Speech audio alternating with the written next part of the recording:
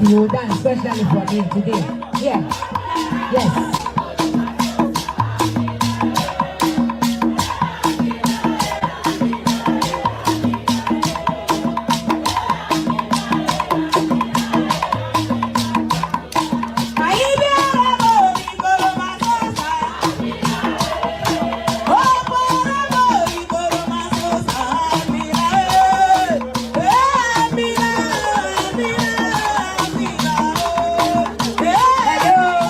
If you're going to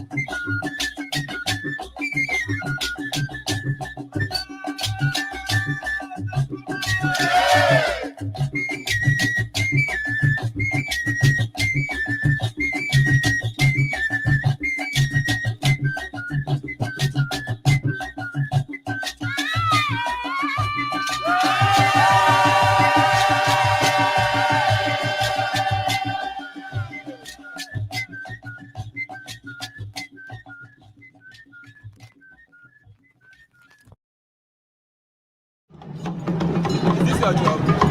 Are you a photographer? Show me ID card. Show me ID card. Show me ID card. Yeah.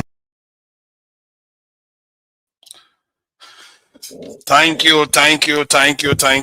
you, ladies and gentlemen. And I don't know, there's so many designations out there. All the people out there, greetings to you. Any sentient being out there, greetings to you too. And yeah, I thought I should do this live. It's a brief one. And the idea is to discuss truths versus facts. And how do we actually know what the truth is? Because there are so many truths out there. And I find that maybe even I myself am also guilty of not being able to ascertain the truth.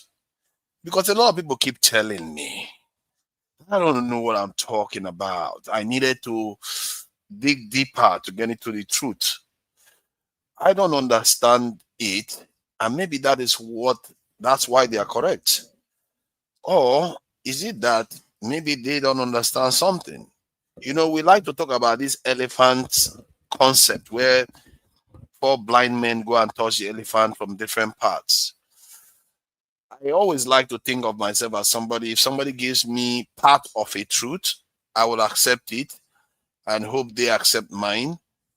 And when I'm having conversations, I tend to prefer to go for the truth and try to separate what is not true from what is actually true. Because when you mix them up, the one that is not actually true tends to cancel out the truth. It seems to ruin the truth completely, which is very interesting about how life makes these things look. And truth is vital for life. And it's vital if you have a problem. Truth is so vital. If there is a problem that you need to solve that requires truth, almost nothing else to solve it. Because even when you solve it, you won't even know that you solved it. Because you are not approaching it in a truthful manner. And for me, I don't know how people define truth generally. I like to go for what is described as objective truth. Objective truths are said to be truths that are generally accepted. That is how the stuff or the whatever is being discussed is generally accepted that is true. Like it's a fact. Fact is another one that is also generally accepted. Like in many cases, people will say parents are always younger than their children, isn't it? People will say that is a truth, and some people will say it's a fact. Maybe some scientists will be like, but maybe it's not always a fact. You never know whether people can travel back in time, have children, and so it's not always a fact based from the point of view of a scientist. But everybody knows that is objectively true. A parent is always older than their children, and it's a fact. It's a truth, and it's a fact. Fact is incontrovertible, but truth shifts that a little bit in terms of tends to be more subjective. It means that based on your experience, what you've seen and what you've understood, you decide that that's the conclusion you've reached. It doesn't make it objectively true. Now, let me try to get into this more properly, because truth is a strange concept for many people to grasp. They think subjective truth is truth. It's not. Like that concept of an elephant with blind men going to touch different parts. Some of them touch the legs, some of them touch the ears, and they describe what they see. Some of them say the thing looks like a rod, and the other people say it's flat, and different things. They are all touching parts of the truth, but it's not the objective truth. The objective truth is that the elephant is the elephant.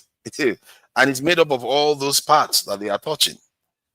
Often it's like that.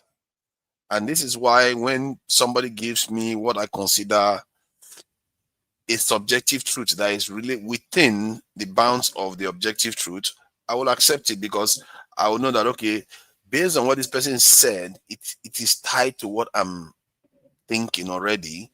So if they add some context to it, I will accept it. But I find when we are having conversations that a lot of people reject it outright.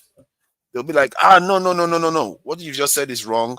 And they feel like if they accept your truth, somehow you are superior. I don't understand how accepting some other person's truth makes you inferior. If anything, it makes you superior, especially if you have some other things that you already understand more than they do. Imagine those 4 blind men touching that elephant. And all of them have their own information separately, the 4 blind men. And one of them decided to relate to the next blind man, to him, and said, you know what I feel? I feel this. I feel like it's flat. Even if you feel like yours is like a tube or a leg, I feel like it's flat too. So what had just happened is that blind man that told the other blind man the state of their own truth, that it is flat, has equipped the other blind man with greater truth. Because that other blind man didn't just touch the leg, they now have information that it's also flat. But while the one that provided the information doesn't even have it. So this is how I approach life. If you give me truth, I will accept it. But don't give me rubbish and expect me to accept it. And if I tell you are wrong, try to get to the truth. Try to convince me. If you cannot convince me, then maybe you're not making a good enough case. And in my own case too, I question myself. If I cannot convince somebody, maybe I'm not making enough case. You have to open your eyes to the truth of both sides, because if I cannot convince you that my idea is correct, then I've not appealed to your way of accepting facts. I feel like this is where the conversation is quite important, actually. The question about whether our way of perceiving truth is broken. Because the way we perceive truth is based on feelings, emotive stuff. That's how we perceive truth. I noticed that this is how pastors talk to Nigerians. I was watching the Reverend Ladi, if I'm not mistaken. I hope I didn't mistake his name or butcher it one way or the other. He was on Adeola's platform. I noticed whenever she asked him a question, he often went on to say something very emotive about very, very visceral tragedies that has occurred. Like if they ask him what is the solution to what you are saying, like then he will start from, I had this experience and this woman's daughter was completely butchered. That's the kind of language he uses. He uses emotive language. And if you go to the chart, you probably see a lot of people supporting him. You see what I mean? So even if what he's saying is not even objectively true or factual, people believe it. And that is extremely, extremely dangerous for survival. It's even worse than some other person coming to attack you, because by yourself, you automatically cannot see the truth. And you are dead and you don't even know it. Because if you approach life without knowing the truth, sooner or later you will get caught out. You'll find that you will not progress. Everything you do will be failing because you are not reaching the greater truth. This world, everybody is trying to reach the greater truth and surpass each other with it. No nation will lie to itself and expect to succeed. No people will lie to themselves terribly and expect to succeed. They try to grasp the greater truth, the most important truth. Hence, they get an advantage over the next person. Not because any of them have absolute truth. Nobody does. Nobody living does.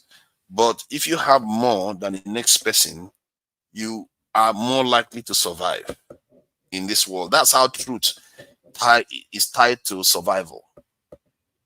If you have better of it and you're able to manage it, you do better.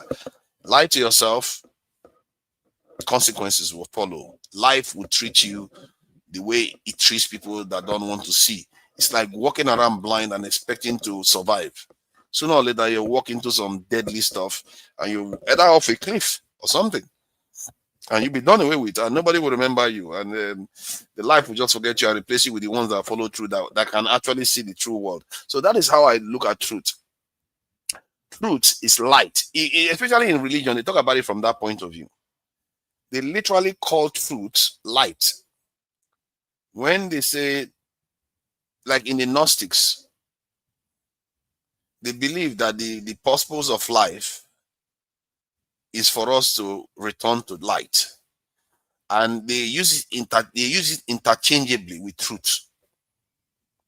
And sometimes I'm beginning to think that there is something to be said for that, because if you look at how we are able to build now, like now I'm streaming from the internet here. Does it not seem like magic that I'm sitting all the way in the UK and able to talk to you all over the world? That is because somebody decided to say, you know what, let me figure out how this thing works, and it is true. Let me figure out how the next one works, it's true. Do you know how many truths have to come together to create this? There's no falsehood there. If there is one falsehood, it will not work. Things have to be truthful to have better function. If I go and lie about, or the people that are designing this stuff saying, plug this in through this way, it's going to work, while in reality it's meant to be plugged in the other direction. If you plug it that way, you can try for 1,000 years, this live stream is not going to work. That is what truth means. It means that you are able to do things that you would think was impossible.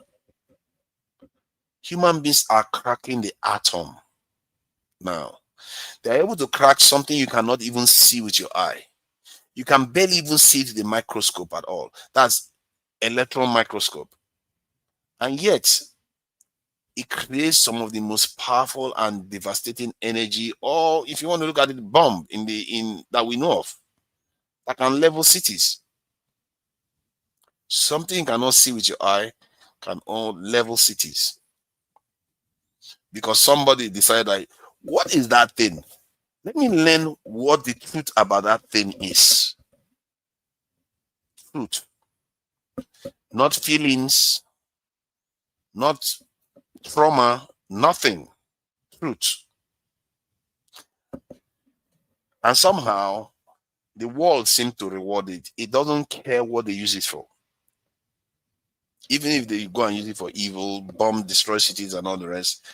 But the world prefers that guy that will use it to level cities than the moron that would not bother to seek the truth. Because they are the ones that will be leveled. You know what I mean?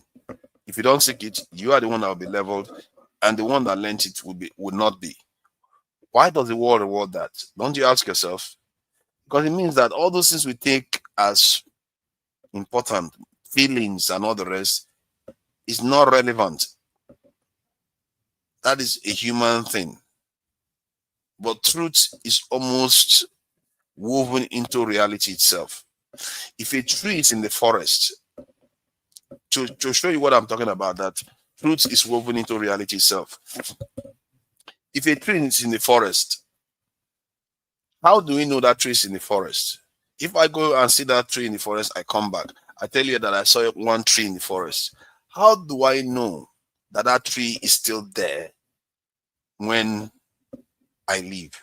How do I know? Because if, say, Bumbure goes to that forest and sees the same tree and comes back and reports it to me, we describe exactly the same thing. What is happening there? It means even without me being there, that tree is still there. The concept is said to be object permanence.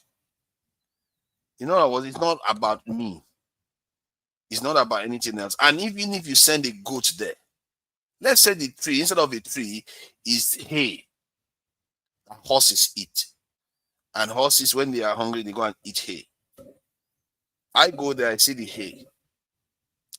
Then I release a horse to go to that same location. That horse will go there and come back with their belly full because they ate that hay.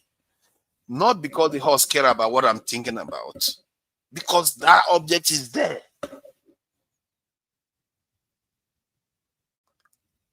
Object permanence.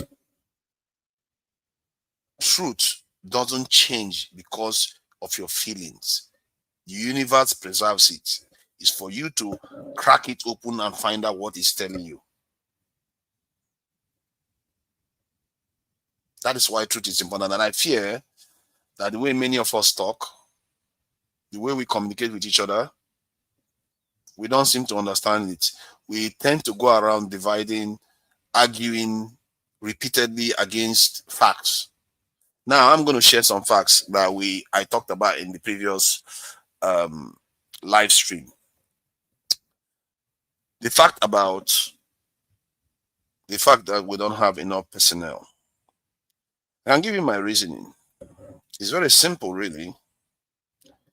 Why do we always have to wait until something goes wrong before we act? Is that not a sense of a people with a broken self-threat assessment? Why should you have to wait until something goes wrong before you secure yourself? It doesn't make sense, does it? Because when you build a house, you don't say, I don't need a door.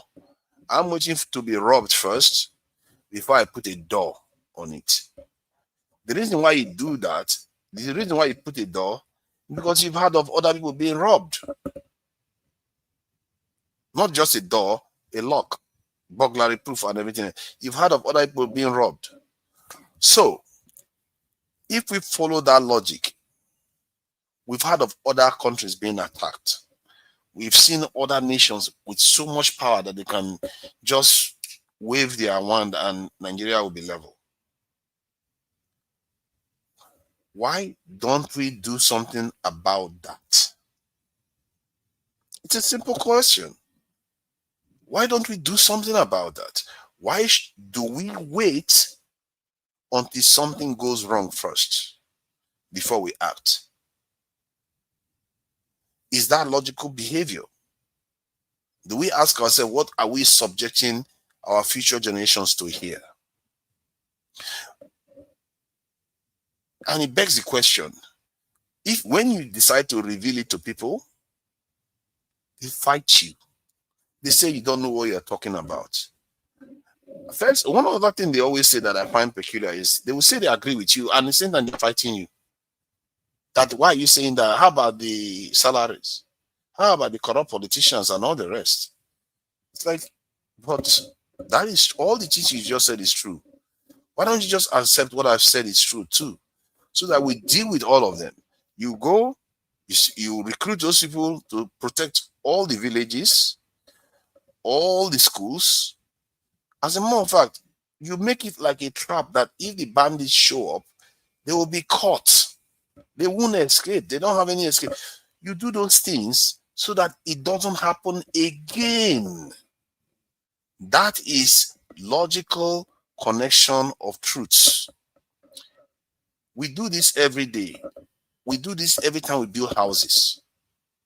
Some of us even do worse than that. We don't even just build a house and put a lock.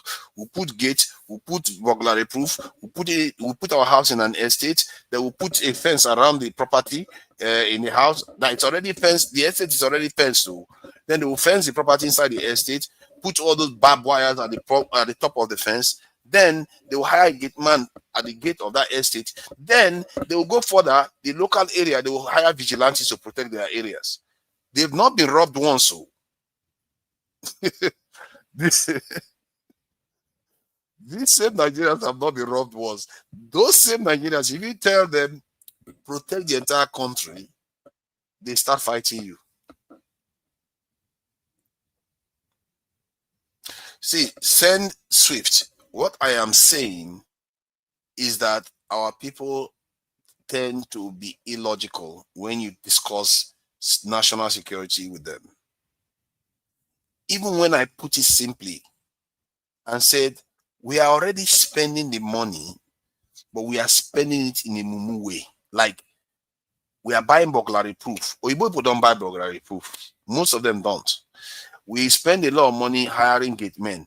Most Oyibo properties, they don't hire gate men. Barbed wires, they don't do that.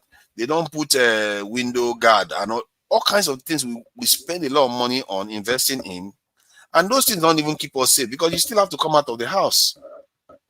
So why not just channel all that money into the state to upgrade the security posture? Now, another one that you will notice in Nigeria, most people don't think about it from this point of view, like power supply. In Nigeria now, they don't generate enough power supply. I think it's about 6 gigawatts that they generate for the entire country, which is pathetic because even Iran, that has been under sanction for over 40 years, can generate 70 gigawatts. 70 gigawatts versus 6. That said, this is the part most Nigerians don't know. At least they know, but they've never really, I've never heard it this way before anyway, is that we actually generate a lot of power. We generate about maybe up to 30 gigawatts at least of power, but most of that 30 gigawatts is from generators, solar panels, power sources that are not efficient. Like everything else, we do it so inefficiently. Just like we spend so much money on burglary proofing and all the rest of it, that's how we do it with power supply, water supply. That's why we build a lot of boreholes. Our societies are designed to be very, very inefficient. Our societies are designed to be very, very inefficient. No, when I say 6 gigawatts, I mean gigawatts, not megawatts. Megawatts, if you want to put it in megawatts, 6,000 megawatts. So I'm referring to 6 gigawatts that Nigeria produces that we actually use. I'm not even sure we use the 6 gigawatts because transmission lines are not always up to par. Maybe now they are trying to do something about it. But even if other 6 gigawatts is getting to houses, that is minuscule to what we need. So most of the power we generate, which is up to 30 gigawatts, we generate, is actually from generators, from inefficient power sources. Otherwise, do you think Nigeria would have survived if we're generating only 6 gigawatts? We will be if you think what we have right now is something is bad, it will be far worse. If we're surviving on only 6 gigawatts, hey God, you're not going to be able to light Lagos with 6 gigawatts alone. You can't. You can't even light Lagos at all with 6 gigawatts. So most of our energy is generated from generators, but terribly inefficiently. Now, It goes into everything we do, from law enforcement, the way we talk about even criminals, we talk about bandits and all the rest. We so illogical about everything. We exaggerate everything. Like now, some people literally, call even to be fair, they even call me a terrorist. So I'm not shocked. They call Sheikh Gumi a terrorist as if he is the bandit himself that is acting as bandit. You might call him a terrorist sympathizer. You might call him somebody that is, you're comfortable being too close, that he's too close to terrorists. But he's not a terrorist. He's not the one going, and I'm not sure he's advocating that he should kill people. If he was doing that, I'm sure he would be in jail by now. That if he was there telling bandits to go and kill people, he would be in jail. Not that I'm defending him. A lot of Muslims have their own questions to answer. Because many of them are just as brainwashed like mad, like even the Southerners that are practicing Christianity. Like I heard a panelist earlier on talk about, I will die a Christian. I will die a Christian. I will never die a Muslim. I like our Christian Nigerians because they tend to be, by and large, peaceful people. They don't go about attacking either the Muslims, although they do treat the native traditional worshippers badly. But I've not heard of cases where they actually go and start attacking them too. They are quite peaceful from that point of view. But to say you're going to die for that religion when what you should be ready to die for is your people, I don't know what to tell you about that. Because your people should always come first. Your people is one of the things, the Bible say Adam and Eve was in there, was left with, it was just two of them there. Even in the Bible, it was a person that God gave Adam. It wasn't like, oh, just keep worshiping me and that's it. Otherwise, there's no need for Eve. You have to protect life. You always have to protect life first. Always. You see, when you start thinking like that, you are beginning to be wise. Because if you don't protect life, you don't protect your children, you don't protect your family, you don't protect your people, then you're already dying because you're putting a religion first. The only thing God gave you is life. He didn't tell you to start this thing, angling to go to some kind of heaven. If that was the case, he probably would have given you the address. God didn't hide the sun. God did not hide the sun. He did not hide, God did not hide the sky, did not hide the ground. So why hide heaven from you? Why hide hell from you? Illogical. Again, things you cannot verify, our people believe it more strongly than things that they can see with their own eyes. For the life of me, I struggle to understand that way of thinking. Yes, I can understand that people sometimes can feel like if they concede a point, that the person they are conceding the point to will get the credit and they feel competitive to want to do that. I guess where I'm frustrated is the subject matter. That's what makes me a little bit unsettled and a little bit agitated when people do that. Because when the subject matter is so grievous and so important, why are you making it about yourself? Who cares whether the one person is correct and the other person is learning from it? I don't care. I will learn from anybody that is going to give me the truth to help me solve my problems. If they tell me, okay, these bandits, what we need to do is to go fasting for a year, and I check it and I say, those people, they did fasting and it solved the problem, I'll go and do the fasting because you have given me cause to believe that that thing is true. But many of our people, they've not given any cause to believe it, and they will still believe. Some of them, they've been saying, repeating the same thing for 60 years, and they'll still believe in that thing, even if that thing has never worked for 60 years. You see why pastors are progressing in Nigeria? The reason why pastors are progressing in Nigeria is not because they are too clever. It's because our sense of truth is broken.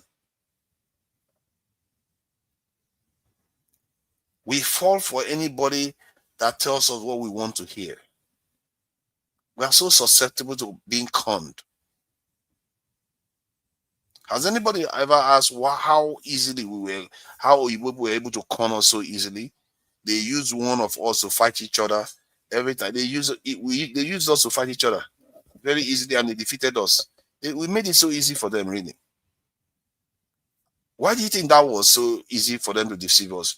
Because we tend to be quite gullible, almost childlike in our way of believing people. And because many times when people attack me, I am like OCD, downright OCD, not doing that, because I don't care about patronizing you. And they don't like it. People don't like it when you don't tell them what they want to hear. They don't like it because if you tell them what they don't want to hear, one, they feel like if they accept what you are saying, they may lose face. Sometimes there's even a subliminal fear to accept the truth, maybe because of history. Thirdly, they also fear that stuff, if they accept it, they will have to do something. So they are a little bit too lazy. They would rather choose the part where some other person will do the job. And this is why many of us are welcoming Trump. Because we don't want to have to force our government to recruit people or throw them out of office. We don't want to have to do that. That is hard now. Eh? Let's go and get some other person to solve the problem. That would be easier. Even if we know that person will not solve the problem. Even if we know that at least we have information that shows us that truth, but we reject the truth and still go for the lie, because the lie makes us feel better. This is what I mean by it appears our sense of truth is broken. We accept lies. That's why pastors they do so well. All those bandits that are going about killing people and Boko Haram, why do you think they are doing all those things? Because they too have a broken sense of truth. If you have to be killing your own fellow human beings, your own fellow Nigerians, while just a few 100 kilometers away, your own people are being killed because they are not Arabs. Is that not a problem with truth? You have a problem with, you have a serious problem with relating to truth. You don't relate, your relationship with truth is broken because you are not communicating what somebody that is getting a feedback from truth is doing. You're not behaving like that. Because if somebody gets a feedback from truth and say, you know what, I'm busy fighting and killing people on behalf of this religion that I believe so strongly in. But these same people that brought me this religion are killing my people that look like me because I'm not like them. Maybe I should not be killing my own people because of this religion. This is what I mean by you have to preserve life. You have to preserve your own people first.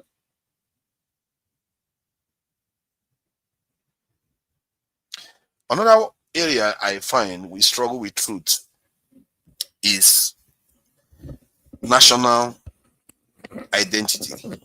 We struggle with that truth. Oh my God, we struggle with that truth. Yesterday I was having a conversation and some people said, oh yeah, we can't do anything about tribalism, we're just tribal. Yeah, we know that we are tribal. The whole point is to prevent that tribalism from damaging you. In other words, you can be tribal and still be a nationalist. People think they are mutually exclusive, or if you do one, you can't do the other one. No, you can. Both of them are perfectly compatible. You see, now that is, it gets to one of those core areas that many of us struggle with. Where did you get the idea that to put your tribe's interest first means your national interest has to be put at the back burner. Where did you get that idea? Because the idea is if your nation does well, your tribe will do well. It's that simple.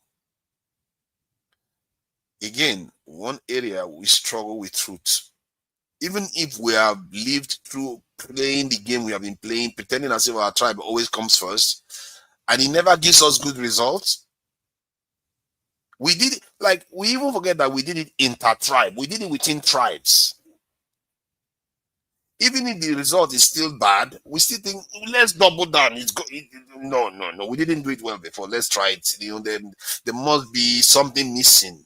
We have to add a flavor to the tribalism so that it works for us this time. We try to double down on it. And somebody else who comes out and say, you know what? Don't do that. You've tried that before. It's bad. Check what other people have done. They too had the same problem you had. How they solved it was by realizing that they have a common interest. And when they solved it, look at the results. You can see it, can't you? Oh, no. Our people cannot just only see it, they live in it. And still they can't relate to it. When they say people travel to overseas doesn't go through them. Yeah, that's what we're talking about. They are in the West, but the West is not in them. They didn't even learn anything from it. Like, they just look at their country as a concept that they can talk about based on feelings. How I feel about something. The answer is right there. They can see it, right?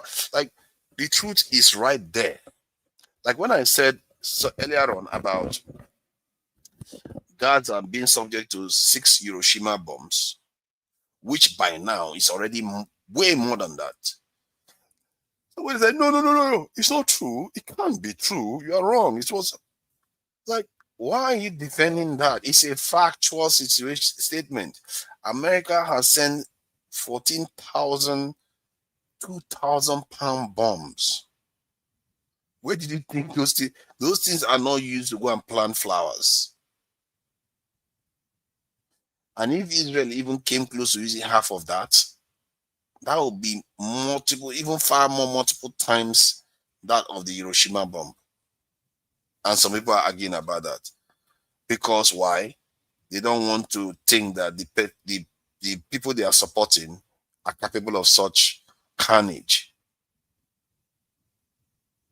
Even when they know those same people have been responsible for so much on our own continent, have been responsible for enslavement, have been responsible for so many other carnage. I can't even start spelling. Even if they know that fact, because their relationship with truth is broken, they basically walk in the dark.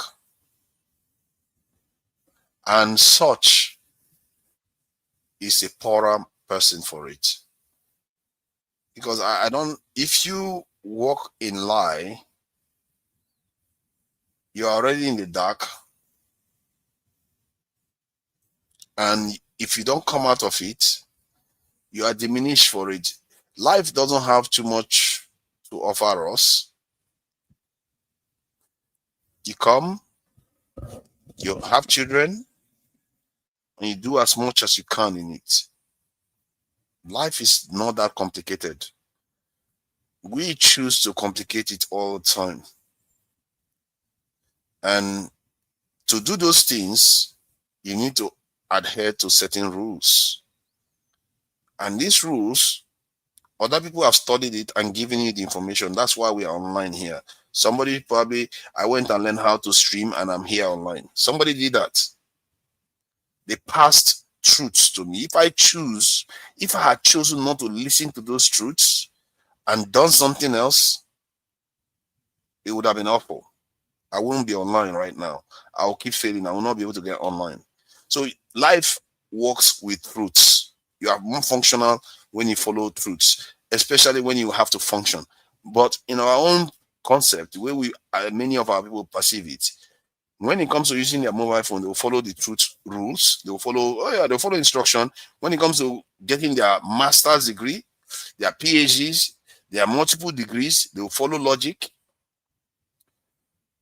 But when it comes to their people's welfare, logic flies out of the window.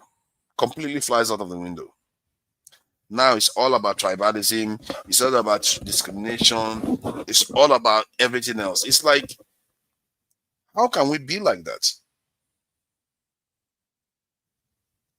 How can it be all about tribalism suddenly? How can it be that, oh, our country is corrupt? This is why we can't make it work. The people are useless.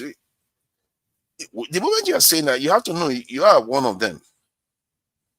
Let's not pretend. We are all part of this mess that we've created. And some people will be telling me, oh, why are you overseas? You need to go back to Nigeria. Like, what does me being overseas have anything to do with whether what I'm saying is true or not? When you say something, I don't say never come back to Nigeria again. When you say something I don't like, stay in Nigeria. Never. If I say Nigeria, you will see. We really need to ask ourselves some questions, because sometimes when I hear people attacking me, and maybe I should be more stubborn. Actually, I don't know. People think I'm stubborn. They don't understand that whenever they tell me something that is true, I accept it. I don't argue with them, or I just accept it straight up. So they don't notice that. So maybe I should make more trouble when they tell me the truth. I say, no, you're not. Then after I give them a lot of trouble, then later on I just accept it. They'll be like, yeah, now I've gotten him to accept it. That's good. Then they'll feel better. It's about making themselves feel better, not about getting to the truth. For me, it's getting to the truth. I don't care about feeling better. If Nigeria can get better, I will stop streaming. I don't care. If Nigeria gets better, when I say better, I'm not even that forced. You guys don't come for me for this. So, I'm not that. I'm not that concerned whether we will have good health care as much. It's not my top priority. Great education, it's not my top priority. Name it. But for me, where my biggest reason for being here lies is survival. Survival. Because the rest can be taken care of. Other people will take care of that. But if your people's chance of surviving is so limited and becoming more and more precarious, you can't escape it. Because if you pretend as if you can't see it, your children will find out. Your children will find out eventually if your people fail. You have to take responsibility and say, you know what, this thing will affect my generations to come. It will affect my family members if they fail. Hence why I get involved in all these things. Because think about it, there are so many things I can be doing with my time. I enjoy so many other things. Just traveling alone is so fascinating. There's so much to see in this world. There's so much to see in this world, I tell you. Yes, I'm here streaming for sometimes. Yesterday wasn't 11 hours we streamed for. So able to stream for 11 hours here. And people think I'm coming here for what? I care because they don't understand. Sometimes different things drive different people. I'm telling you what drives me. Some people, they just want to see the country burn. Some people, they just want the country to break up. Some people, they just want to prevent Fulanis from taking over the country.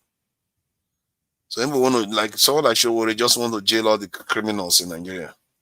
All the people that steal money. Mine is survival. If you didn't know that now. The rest don't bother me much, because other nations have that problem. They always have that problem. They figure it one way or the other. They manage to figure it out. Yeah, can you imagine if you are from India, you see some of the nonsense you see in India, you see that most people in the world hate you. But one thing most Indians will be sure of is that their survival is not under question. They are a nuclear power. They are a spacefaring race. They are numbered into 1 billion, 1.5 billion now. They don't have any existential issue. We do. And I really wish a lot more people will focus on that more. Instead of this belly belly infrastructure thing that we do. All we care about is, oh, we want to eat, which is good. You know, if you get more food and people economy is doing well, it's linked to what I'm concerned about. But I really wish more people were strictly focused on that.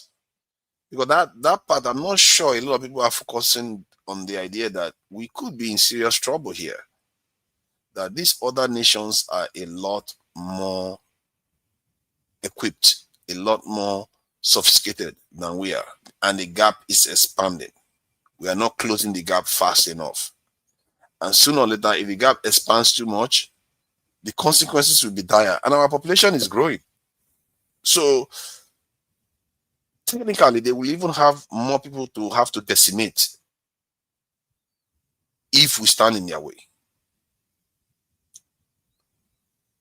And who wants to see that happen?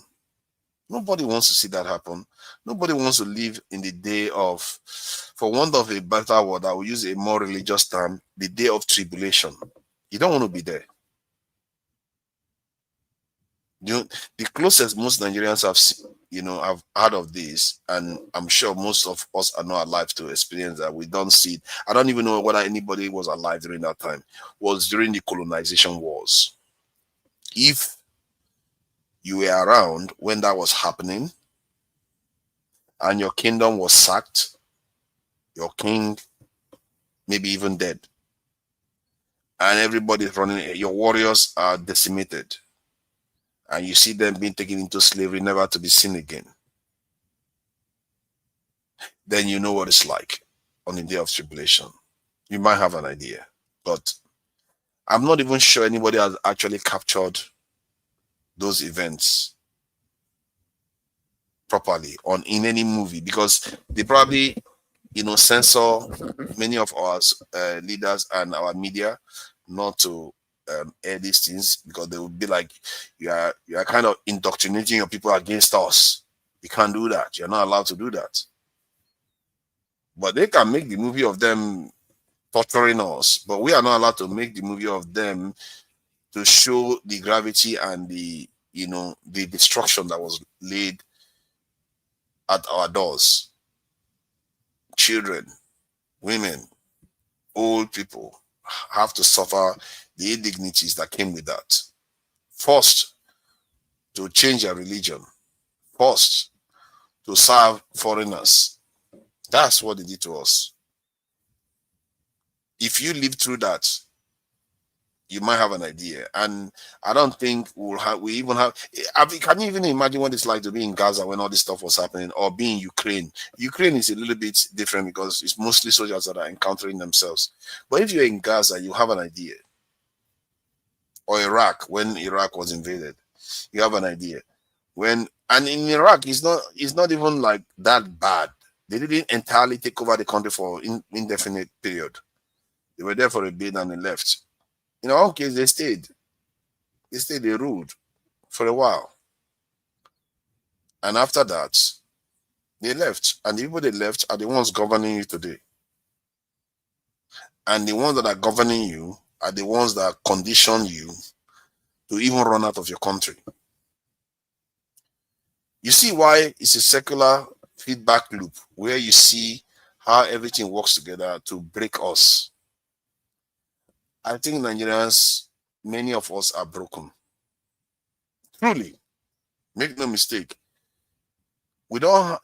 When I say many of us, I'm not referring to the 250 million entirely, because the people that know some of these things that I'm discussing here, they are barely 10% of any population.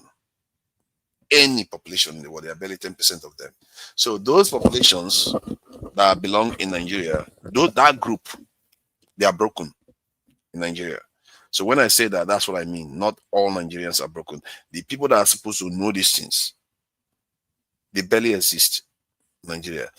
The fact that you will speak to a military man and they will be telling you about is poverty. Poverty is the reason why people are turning to crime. The reason why they say that, you begin to wonder, did they check properly before they say these things. The reason why this annoys me, because I've been hearing it since I was young.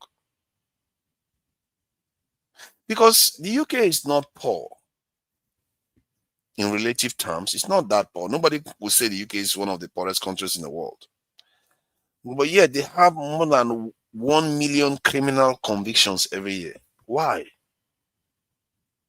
Why is such a rich country? Why do they still have crime? So why do a general in the military keep talking about poverty when it comes to insurgency? Instead of him to be focusing on keeping his people safe, he's saying, go and get them gari, go and get them yam, get them some food, get them a job, they will not attack you anymore. There is job in the UK. Why do they have so much crime? There is job in America. As a matter of fact, a church was attacked recently. There was this attack in California where that children lost their lives. In America, California, one of the richest states in the world. Children were attacked. Florida, one of the richest states in America too. The same thing. I think that was a state where even school children, young school children were massacred. That is in the most militarily sophisticated country in the world, with the best weapons, with up to 2 million man military. And yet they struggle with security. Recently, two National Guard officials were shot. One lost their life. The other one is fighting for his life today. That is not because they don't have security. It's because sometimes some things will slip through. But the ones you can solve, you solve. Do you think something like Boko Haram can exist in America? No way. No terrorist group will survive in America like that, the way they are behaving in Nigeria. You can't. Because you don't have the space to operate. The moment you come out, you know what they're going to do? Oh my God, what is the name of this film? I think this reminds me about this film, actually. I've forgotten the name of the film. I think it was Chadwick Boseman that acted it. And these criminals, they carried out a heist. I think they carried out a heist and it went wrong. And the police was on that tail. And this was in somewhere in New York. I think it was Manhattan or something. Then it said close the city. They are able to lock down the entire city. That is actually, when they lock it down, you can't get out. This is what I mean. Just give Nigerians that. Stop complaining only about, before you do that or anything, worry about the welfare of the people first. Worry about this. Like, yeah, we know that. But first, stop the killing. If, let's say, if you want to stop the killing by sending 1 million personnel there, will stop the killing and in 1 week, but it will take 2 months to pass the law for the welfare of the soldiers to be taken care of. Which one would you do first? Would you be worrying about the welfare of the soldiers first, or would you send them out there to go and save lives first? Sometimes the way we argue, it makes it sound as if we are going to wait until the welfare is sorted out before we send the soldiers.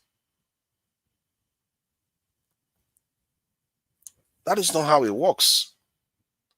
Because while you are busy sorting out welfare, people are dying. Your country is suffering and it's making it harder to even provide that welfare for the military.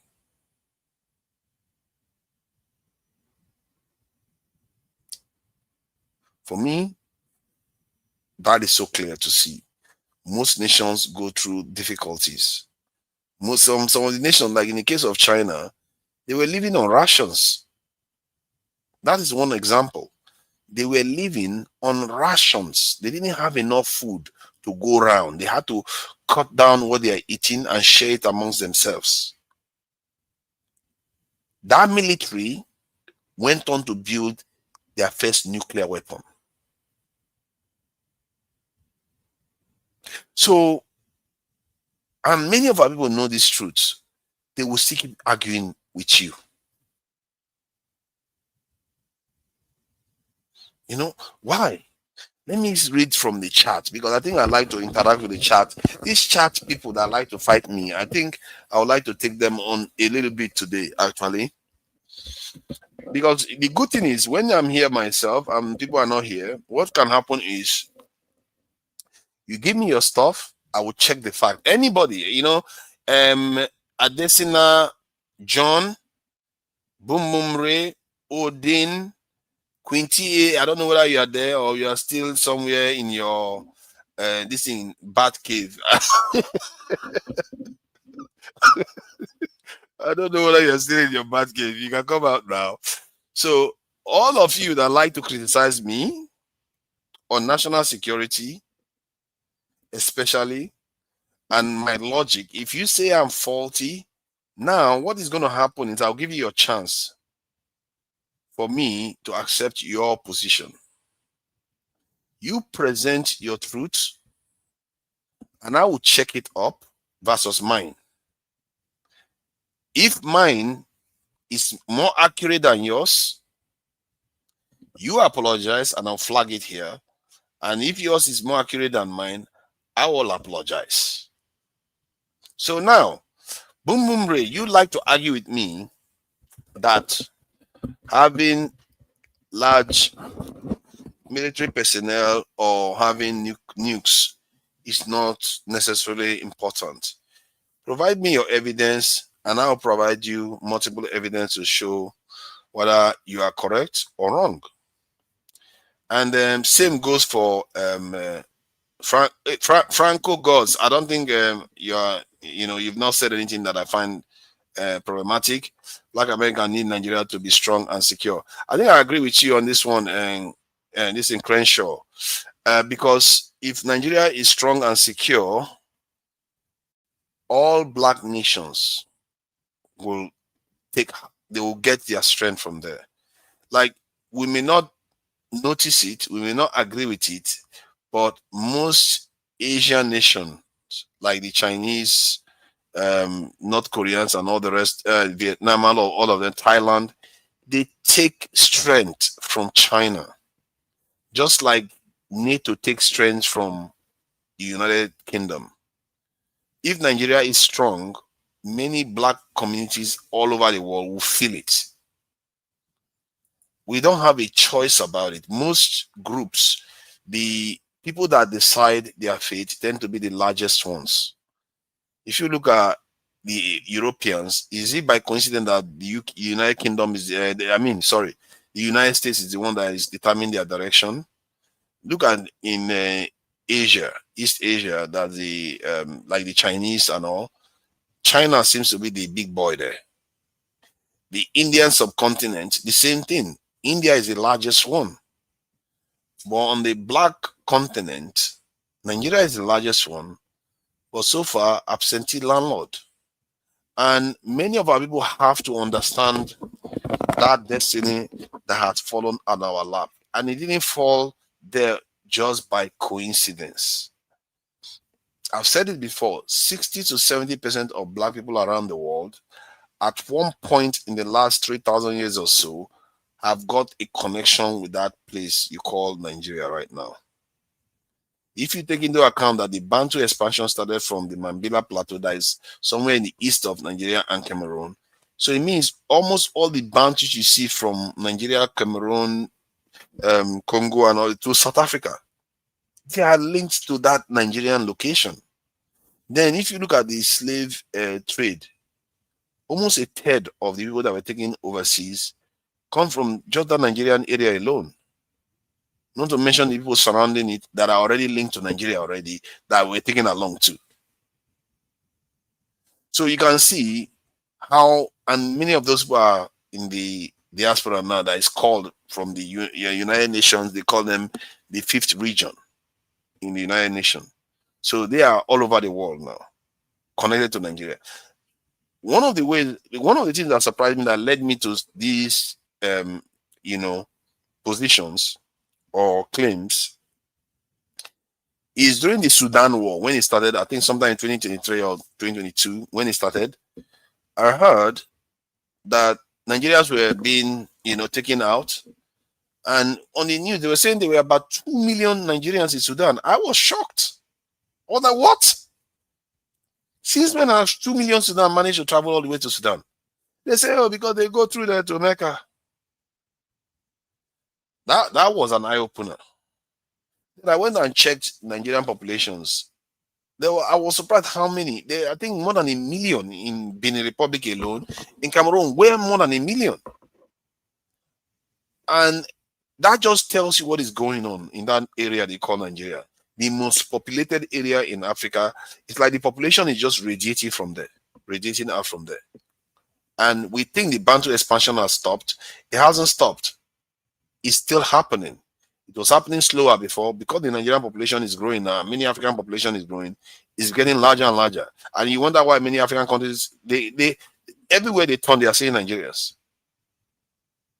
Nigerians are everywhere. We have what they call negative net migration. It means more people are leaving the country than are coming in. We keep repeating that. Some countries, to be fair, because of poverty, most African nations actually do have negative migration. If I'm not mistaken, most African nations do have that because of poverty. But Nigeria's case is quite unique. Because of the population density in that area, they tend to radiate out from that region compared to the neighboring region. So let me see. You are not even versed on the topic. It is very obvious that you just recently became familiar. Let me just put this up so that we get Boom Ray's wisdom. It's good to share wisdom. Now, this is exactly what I've been talking about. We are talking about light and truth here. This is what we are talking about. So you are not vast on the topic. It is very obvious that you just recently became familiar with these topics and are enamored by new things you just discovered. Wow. I like new things, that's true. But I also like truth.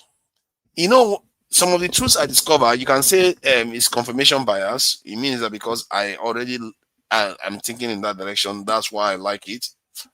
Most of the truths I go for is because I already have reached those conclusions. And I found evidence to back those conclusions because I've looked at so many different things. Like, for example, when Machiavelli talked about to create a state, the most important thing is national security. You have to have a strong national security, then with law. But he said without national security, forget law. So in other words, the most important thing you can do for a nation is national security. And yet, you see Boom Ray here that is he seems to think that he's into security, but he's arguing against something that even the person that is regarded as the father of modern political science advocated. This is how crazy our people are. The topic, broken sense of truth. We have a broken sense of truth. Because if you look at this statement he put here, most of it is just feelings, not factual. Tell me what I'm saying that is factually wrong and that is not true. This is the challenge I put out there. If you have anything I've said, I'm open here. This one, you will shame me. I will flag it here. You will shame me because anybody that is in the chat, that put their chat there, and other people in the chat will see. So if I don't flag it, if I don't show it here, you can raise the flag and say, hey, look at him, he's hiding because he's worried that you're going to reveal, you're going to show me off to be a liar. No, I'm not going to hide anything. So now, you say, imagine being shocked that there are millions of Nigerians in Sudan, but you think you can debate on these kind of topics. You see what I mean? He is shaming me because I reveal that I don't know something that I found out. Why?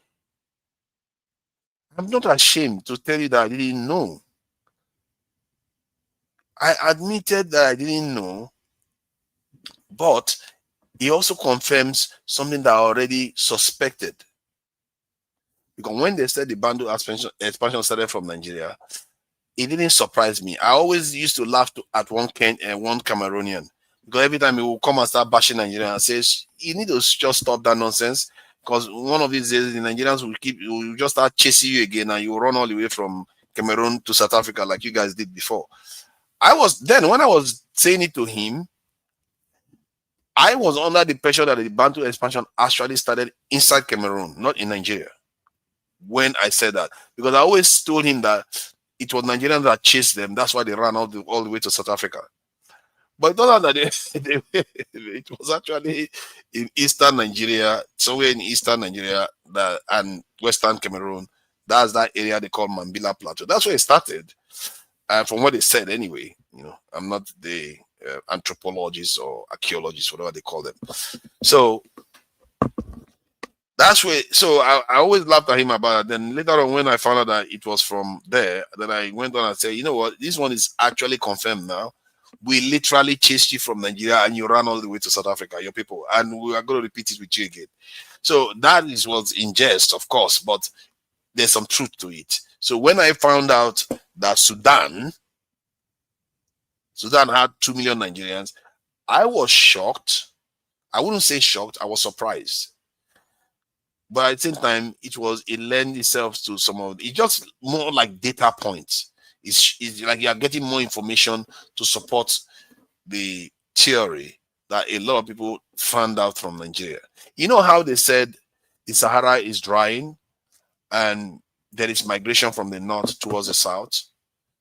Sometimes we talk as if it has stopped. It is still carrying on. The migration is coming south further and further.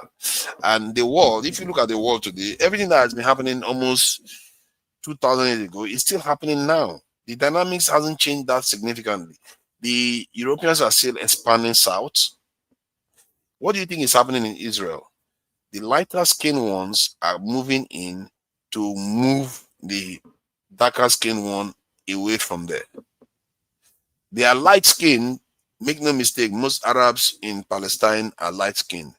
But the ones that are moving in there came from the north and they are taking their place. Now, if you follow that this in thinking, then what is happening in Sudan? The lighter skinned ones are pushing the darker skinned ones further south. You come to Nigeria, the Fulanis are being pushed further south. Not only the Fulanis, most of the tribes in the Sahel are being pushed further south because of the desert. It's pushing them further south. I'm not a professor. Why are you calling me professor? Who is a professor? Professor is just a title. I'm a truth seeker. I'm a truth seeker, and I'm just trying to get a bit. Not even a truth seeker, really. For me, truth, as long as it's good enough for me to live my life, that should be fine. What brings me out here is our survival, and I fear that we take that too much for granted. I really worry about that we take it too much for granted, that people will feel sorry for us. Some of us are happy to be slaves anyway, so maybe that's why they are fine. They will be like, oh yeah, you coming. Some of them will be very happy for us to be colonized again. I'm telling you, they will be very happy for us to be colonized again because they don't care. For them, that life is not so bad. Colonized, they don't understand that by considering that, you may even concede your survival completely without knowing that the consequence of what you are signing on to. You know how sometimes, you are trying to feed an animal, not knowing that the animal you are feeding can consume far more, resources than you can afford. That is what our people are tangling with. They think slavery is where it could end. Because the world has shown that other people can become so powerful that they are capable of completely decimating continents. That's what the world has shown you. That some people can become so powerful, they are capable of doing that. Maybe they didn't set out to do that, but that's what happened. They decimated the entire continent. So you want to feed that capacity. Do you think you can feed your people that? Are you sure? as somebody, one Nigeria program is like, are you sure? Are you sure you can feed your people that? Are you going to survive it? Because you think it's going to end with just slavery or colonization? Don't be too sure. The consequences could be far-reaching. Beyond that, Ferrari, you are one of the biggest opposition. Now, shame me. Give me one truth that I'm getting wrong. You see, nobody has got me through. They just want to come again and start insulting me. That's what they just want to do. They call me professor. They call me this, but they are not giving me anything that I got wrong. Tell me what I got wrong with national security, then I'll prove it to you whether you got it right or. Then you tell me what to check. I'll check it. Tell me what to search. I'll search it and share it here. Tell me what I got wrong, because you are all so happy to tell me when you are all ganged up against me. You gang up against me and tell me, oh, you are stupid, you are not getting it right, you're not thinking straight. Some of them call me terrorist, all kinds of names. But give me now that I'm here, I will take your fact, check it, and see whether it is true. If it is true, I will apologize to you and happily accept your truth. I'm telling you, online here. I don't care. All I care about is the truth. That's all I care about. Let me bring I'm not sure we're allowed to bring people in without this thing. UFC, have you got your camera on? You're telling me to send link. Let me see if I can just have a bit of conversation with people. I'm not going to stay long though, so let's not think that I'm going to stay long. Because it looks like they've all surrendered now. I'll find some other time when somebody is ready to dispute whatever I said. Because when I come online and they start insulting me, they have so much word then, but when they give them the opportunity to present evidence and dismiss and correct me properly, they don't show me evidence. Show me the evidence. I want to be corrected. I want to be educated. I'm very, very open to being educated, really. If I refuse to be educated, whatever, I will accept it. If you show me a truth that is against what I believe, I will accept it straight up. Femi, you have been asking for this link. I don't know what you are coming here to do. Femi is quite logical compared to many of the knuckle draggers we have out there. Some of the knuckle draggers, my God, they drag me. They call me terrorist. They call me somebody. The kind of names I've been called in this life that I'm not very, very sound in the head. Yes, I may not be very sound in the head. I'm sure I'm on the spectrum somewhere. If you search the spectrum, I'm somewhere. You'll find me there somewhere. But if I'm wrong, I want to be corrected. I'm not stupid. I'm not going to just sit there and dispute whether I'm correct when I know clearly you are showing me the truth. I will never reject the truth if you show it to me. I will never. This is a short life we live in. I want to travel towards the light, not darkness. I'm not interested in darkness. I'm interested in knowing the truth in this life. Look at that, Ferrari. So do you think we have a system that benefits our children? Does it need to be changed? Of course. The system we have is not benefiting our children terribly. It's not benefiting them. Don't get me a little bit worked up about it, because that one, if I start thinking about the tragedies that are happening in Nigeria, believe me, I will turn into a monster here. I try to contain myself if I start thinking about all those things. So yes, it's not working for us, and a lot needs to be changed. And it's really simple. That's the funny thing. It's not that hard. The hardest part is getting Nigerians to flip the switch in their mind.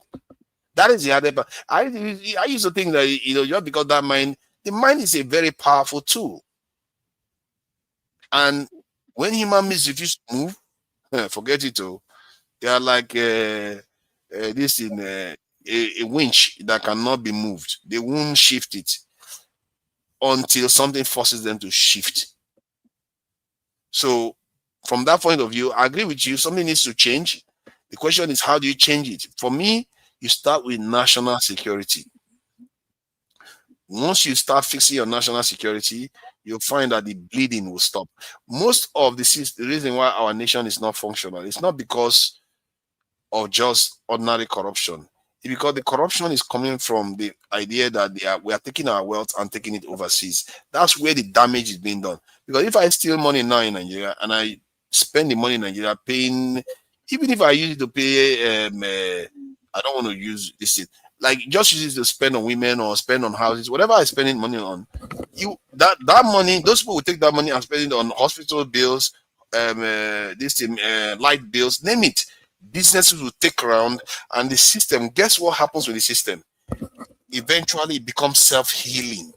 What I mean by self-healing is that those police officers, those nurses, all of them will keep doing their job better and better because you are creating more and more incentive for them to do their job better. You have new generations that will show up that will not be stigmatized with corruption. It becomes self-healing, feedback loop that keeps working. But ours is broken because they take the resources and send it overseas. Instead of us to enjoy that self-healing feedback loop, we are enjoying surplus with our suffering. That is why we've been working since 1960 to date. And what have we got to show for it compared to other people? If anything, we went backward. That is the real problem that we are facing. At least you are trying to bring something up, but you're not disputing anything I've said. But the same Ferrari will come on and start calling me an agent and all, calling me an agent and all kinds of things. You know, how are we disagreeing in this point now? We are not disagreeing on this point. Tell me why you do what you do. I just told you why I do what I do. My only concern, single concern, you'll be shocked. I don't care about politics. I don't care about religion. This is why when I see some Christians fighting about Muslims, I'm like, you're fighting about that. You were converted to Christianity. Why are you bothering to fight on that one? The one that you can fight, to be fair, some people care about their religion, so I'm not going to fault them for doing that. But for me, my biggest concern is survival. Because Hausas were converted by another black race to Islam, and they are still alive. But the Native Americans, they didn't even bother to whether they convert them or not. They are barely around anymore. So that is the difference. If your race is almost wiped out and you become a shadow of what you used to be, and you're on your way out, we are talking about you are literally on your way out. The Native Americans, if America carries on the way it's carrying on, they may not exist anymore in 500. I think some people predicted that maybe less than 100 years they'll be gone. That's what we are talking about here. Extinction. It's real. 2 continents have experienced it. So for me, it's not theory anymore. It's a potential danger we are facing, because if I was them, if I had that kind of power, I could leverage it over you forever. I will not let you get away with it. If you try to challenge me, I will threaten you, and if you don't take my threat seriously, I could do you harm. That's what I would do if I was them. So, and I have to think from that point of view that I am on the other side of the fence. Why are we not doing anything to prevent it from happening? Why are we not doing anything to prevent it from happening? When I read the Bible, when the Bible said, "Woe unto the woman with child on the day of tribulation," that's just mean. You know, it's like you're not like saying they will be saved because they are innocent. No, because the judgment has already been cast. You will pay the price. That's what he's saying. The price is already paid. You will die. Nobody will care. It's already happened. That is why you have to be careful about life. That don't take life for granted. If he gives you the truth, use it. Don't pretend as if you can't see it. If you pretend as you can't see it, when the consequences come, the die had already been cast. Like the way Trump is behaving right now. Nature is already warning that, hey, this thing people are doing, I'm giving you a nuclear weapon, I'm giving you a biological weapon, I give you AI, and AI will even amplify the dangers of those things. What it is telling you is that you need to stop fighting each other. You are going to die. You, both of you, all of you are going to kill each other. If you don't stop that, you will. And that is what is going to happen to us. If we carry on in this path, they will destroy the world one way or the other. And civilization will have to restart again if we survive it. The same thing that we as Africans are even facing. The world is facing that same type of question. You have to learn to read what the world is telling you, or what reality is telling you. It's signaling you what you need to do. Personally, I listen because I know that nature doesn't care about you. If you don't listen, you pay. Let me just bring Femi in for coming to join me today. Because if I start, I wanted to go through some of all these questions. See, they are beginning to come through now. Let me just, it's Femi, sorry, be patient with me. Let me just, because they are beginning to come through. Why do you defend the system? I told you already why I defend the system. No, I don't defend the system. Why would I defend the system? Me defend the system? Jesus Christ. I don't know why people say that. You've never met me on a platform where Jagaban supporters are there. They hate me with a venom. Because I revealed to them that Jagaban had destroyed Nigeria when Nigeria was heading towards a $1 trillion economy. Jagaban decided to downgrade the Nigerian GDP from 477 to 180 something billion dollars. That's what he did. He did that within a year. Do you know there is no leader in the world that damaged the economy that fast? That has not been sanctioned and they are not at war. That's the record Jagaban holds. But most people don't know. And it drives Jagaban supporters crazy when you tell them that, because it's true. They were arguing with me, then I said, go to World Bank website and go and check the chart. Go and check the chart. You see our GDP when he came in. This is a guy that came into office saying he wants to take the Nigerian GDP to $1 trillion. The moment he came in, he brought it down from 477 to 180 something. And now, World Bank is telling him for Nigeria to reach $1 trillion by 2020, by 2030, the Nigerian economy needs to grow 5 times what it is doing now before they reach there. By my projection, it's going to take 22 years to get there with current growth rates. That's how much he has taken us off the path. But who knows? Maybe Dangote is going to change the trajectory. You see, but not necessarily him.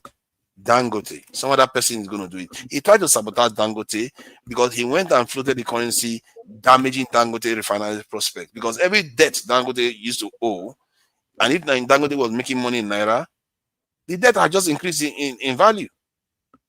Can you imagine if you had 20 million Naira in your bank account and the currency depreciates? That 20 million and maybe your business, you used to buy something overseas. Can you imagine what you are going to do to yourself then? Whatever you used to buy, you can buy only half or 1/4 then, or 1/3 of it then. That is what your Jagaban did to Nigerians. So, but don't tell anybody. I'm not defending him. So why do you defend the system you think needs to change? I'm not defending it. I'm saying we need to secure our people. By securing our people, do you know what has changed?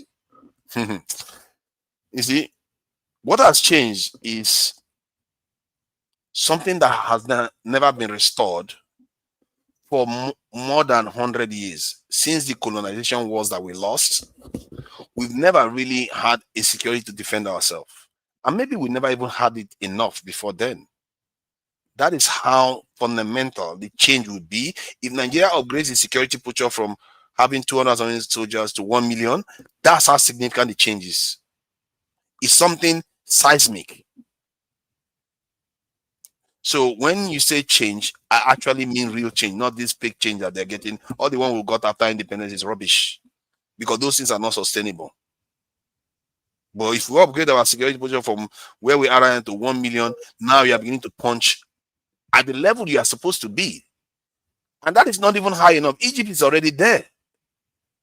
We need to even head maybe 1.5 million, because most African countries are looking up to us and we can help stabilize many of them. But let me go on. At least you are coming up with points, but not trying to dispute any of my fallacy that people like to fight all the time. So why do you defend the system? Before naming what you need to start with who do you think is responsible for the problem.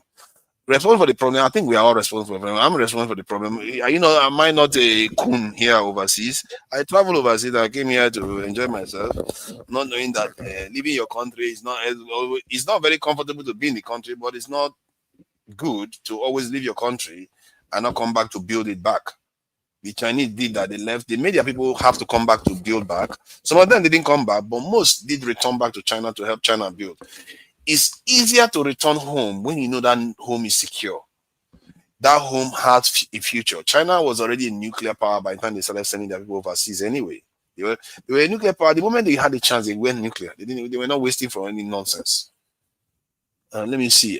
Before 1804 to 1809, where your problem is check form, so you will know the problem of today. Know the problem of today. I don't know what sorry, man, you didn't write it very well. I'm sorry. Oh my God, you're not representing your Biafra TV people very well if that's the way you write. Eh? Yeah, the real Biafra TV, you write like that. I'll forgive you because you are typing on your phone. Maybe your fingers, there's Gary, you are trying to swallow Gary and you are typing at the same time. That's why you're spelling this like that. Stay on subject, please. Don't move from pillar to post. I'm on subject. Preaching national security with personal recruitment is okay. That's your long-term singular view. No, it's not a long-term singular view. It's a starting point that will start fixing stuff. If you don't start there, it's just a downward spiral. You just keep having problems all the time. Thank goodness, maybe the government will try to do something now to plug the gap a little bit, because this is how Syria was. Syria, they were nipping away at Syria slowly. Before you know it, they collapsed the whole system. You know, and Nigeria, we're just sitting down and they are nipping away at us bit by bit, and we're not dealing with it head on. You know, I really hope we take it very, very seriously and push our government to do the necessary recruitment and actually upgrade their welfare, so that they have good reason to actually defend the country. And if they do that, I can tell you right now, about 30% of Nigerians that are overseas will return. 30, they will return home. Why not? They are secure. And there's health insurance in Nigeria, you know. There are quite a lot of things that are showing up in Nigeria right now, even with all the challenging situation that is going on. People will start coming back if they feel safe, because they want to come and buga now. They can drive around the city showing off their cars. When I went to Nigeria some time ago, in some of the cities, people don't want to drive their expensive cars because they feel like if they drive it, they are attracting the wrong attention. And that is not good for anybody. That's not a good thing for any society to have.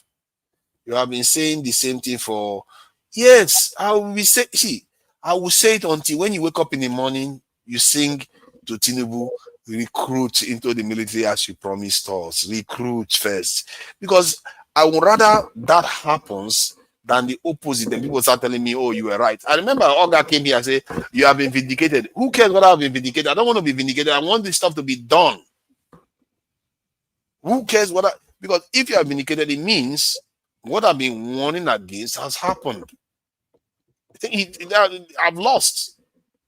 I would rather it didn't happen than somebody comes and tell me maybe it would not have happened anyway. You were just saying it. I don't care as long as it's better off then. You see what I mean? So it's not about this thing. Repetition. I will keep repeating it and repeating it and repeating it and repeating it until we take it seriously. Because if you really take it seriously, by now those kidnapping that was happening would not. Can you believe that they would kidnap those children if they did what I asked them to do? Where are you going to take the children through when there are too many security forces everywhere? There's not going to be space. Because you are going to jam one here, you're going to jam one there, you're going to jam another one there. Before you know it, they will stop you. You're not going anywhere with how many children. How are you going to do it? Look at this one, Biosa. You have a lot to say, Biosa. Why do you always have to give me bad news? I don't want bad news. Telling me 17 people are watching.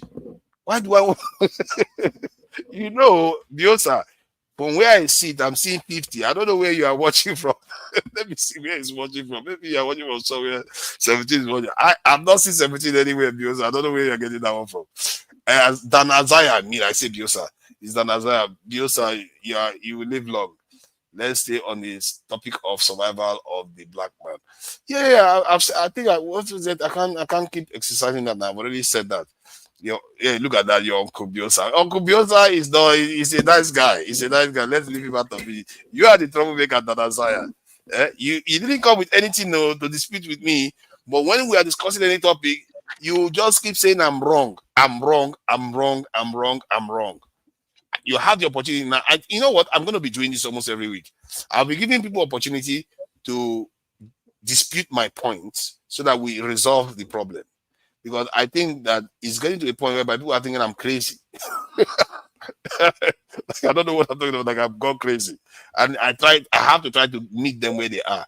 So in other words, show me what I'm saying wrong, and if I'm wrong, I'll correct it. Then, but if I'm right, you should accept it too. Then we're all happier for it. We'll all be living in the light. Of this confusing darkness that we live in. So thank you for joining me, Femi. I like people that they don't take things personal. Like me and Femi, we jousted in the previous session, and he came at me with numbers, and I came at him with numbers, even more numbers, and they were like, okay, it's not good, let's get on with it. Unlike some people that like to be in their feelings, and they will come all the time there and start giving me trouble. So, but Femi, what do you make of this thing? Do we have this issue? Is a very serious one, because I feel like it's at the core of our problem. You will see somebody saying that they are objective, while in reality they are not even being objective. Like I heard earlier on that somebody is describing Shikau and bandits and even grooming and as people that you should never tolerate.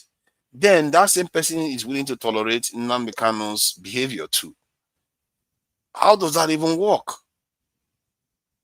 Okay, so I was going to start a different way, but because you started from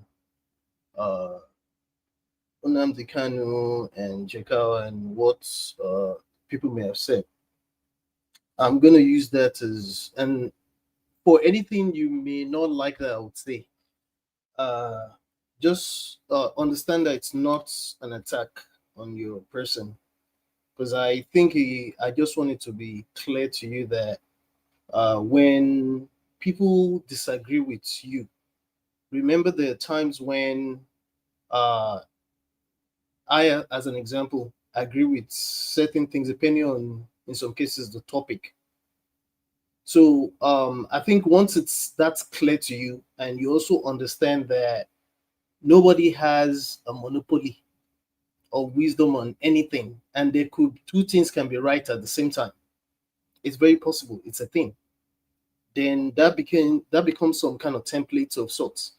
And maybe the other thing I want to add is, like I always tell my girl, that's why sometimes I just keep quiet when I do it, because we're wired differently. A lot of us we're mostly wired differently, right? I'm not here to win arguments. Like the damages will say, if we like, we can talk from now till the world ends. It's not likely that any of what we say would make any difference in Nigeria. I like what he says, but hopefully it will touch someone's heart, and someone will have enough courage. You probably will start some kind of general conversation that will result in actions amongst the general populace, not just in Nigeria, but in Africa generally. But to think that shouting and trying to be right would change anything, waste of time. But that said, since this is the avenue that we have amongst probably hopefully other avenues, what you just said now, you may have seen in my comments, and I meant it in a joking way that honestly I begin to think you like listening to yourself. I don't mean in a bad way, so please just I mean part of it is being cynical though. You get what I'm saying? Now, what you just presented, I'm not saying it's impossible, because people, again, you might not like what someone might say. I find it ludicrous already, because like listening to some other commentators between yesterday, probably 3 days ago up until earlier this morning, I realized that wait a minute, even if that comparison is going to be made, there's a lot of truth in the fact that if Nnamdi Kanu could be arrested, rightfully or wrongfully so, then there's no reason why Shekau should be walking around, and that's my opinion, right? And it is when you see certain what looks like unfairness or bias being applied. It's just like in soccer today. What's the red card that this guy from Chelsea got, Caicedo, got for Chelsea? Some other people were like, if we had been this other person, because of the referee's bias and all that. Anyway, not to go too far on that. But that's as much as I want to say on that. I don't want to derail on what the reason why I was actually angling to asking you for that link. I have this feeling, and again, I'm not attacking you. Don't worry, don't worry. I get where you're coming from on that. I have this feeling that it's okay for one to be dogged on holding on to their position, but to think that there's no other positions is where a lot of us have a problem with you for that sometimes. It's not personal. It's not. Right? Now, what I said so is, you've been talking about having adding to the numbers in terms of the soldiers and what have you. But for that, I'll tell you, maybe I have never told you this before. Again, forget about the fact that I mentioned that I grew up in Kaduna. Most of the I would say majority, let me choose my words, if not probably even most, of the major military facilities in Nigeria are in Kaduna. From one of the main Air Force bases, and I went to the Air Force school there. My elder sister was the first set for the secondary school. I have I'm literally someone you can consider a military family. A lot of my uncles, they grew to the ranks of Air Vice Marshal and what have you. So anything I tell you, I have in-depth knowledge, I was close to getting into NDA. I can tell you the history of NDA. I don't know if you ever heard of DICC. It used to be called DICC. I think it's called DIC now, Defense Industry Corporation. I'm trying not to repeat a lot of things. A lot of what I said earlier are things I saw. No, my own case is not them saying. I'm not making any of these things up. I saw a lot of the best of when we had that cooperation with Donia that supplied those flying aircraft. Before Babangida stopped supporting the Air Force, because remember, after the so-called Vasa coup, it was scared. And that's what became of the issue with the aircraft. At some point, we almost had no aircrafts. Even I've flown in C-130 before. I don't know if you know what it means to fly in the C-130. I can give you a graphic. It's crazy. If all you've known is flown maybe regular commercial aircraft and all that, if you fly in a C-130, not for that, you will not be here to say some things that you're saying. So let me just, now, more importantly, I don't think anybody is necessarily disagreeing with the issue of adding men. But I'm repeating to you because I'm privy to a lot of what technology can do. And the fact that as much as we have that population that you're referring to, for me, because I do a lot of data analysis as well, let me just let you know, it's more to do with the surface area, the area that you're even trying to protect. It doesn't mean that the population doesn't matter, but the area doesn't change. The population will change. Well, technically, it doesn't change. Your boundary is your boundary. Hopefully, you even know your boundary. That's even if you know our boundaries. We don't even know our boundaries. It's not guarded. We do not. And this is despite the fact that we have an what's that agency called? The National Space Agency. Yeah, NASA. NASA, right? They have satellites that I don't even know. I can't claim to know the workability right now. But at some point, some of those satellites, especially, I don't know if it's the Nikonsats 1 or 2, that actually caught wind of some terrorists at some point. and some other things that I don't necessarily recall. I don't want to mention things I do not recall as though they're facts. Now, we have those kind of things. We have, again, like previously mentioned, we have, again, I promise you, we have a lot of smart data analysts. Now, why I'm bringing this in, and why I also brought in the issue of why you cannot just be talking about men, is that you're talking about a country where right now, because it's part of what you should have been provided as solutions, a country right now where the funding is terrible for even the amount of soldiers, not just the funding, equipment, which a lot of the soldiers, we're not aliens. We've been hearing about this thing not just probably after Obasanjo's time, probably allegedly, when a lot of soldiers keep either they're abdicating or they keep complaining about everything from the way they're being treated, their general welfare, to the armaments they have versus what these terrorists, bandits, and what have you have. Meanwhile, whenever they're summoned, they keep court-martialing them and nobody does anything. And it didn't just start under what's it called, Tinubu, by the way. Funding is one, right? For these small soldiers numbers that we're even talking about. Then you're talking about other things like, I'm going to skip some things because I have a lot of things I wrote down on my OneNote on my computer.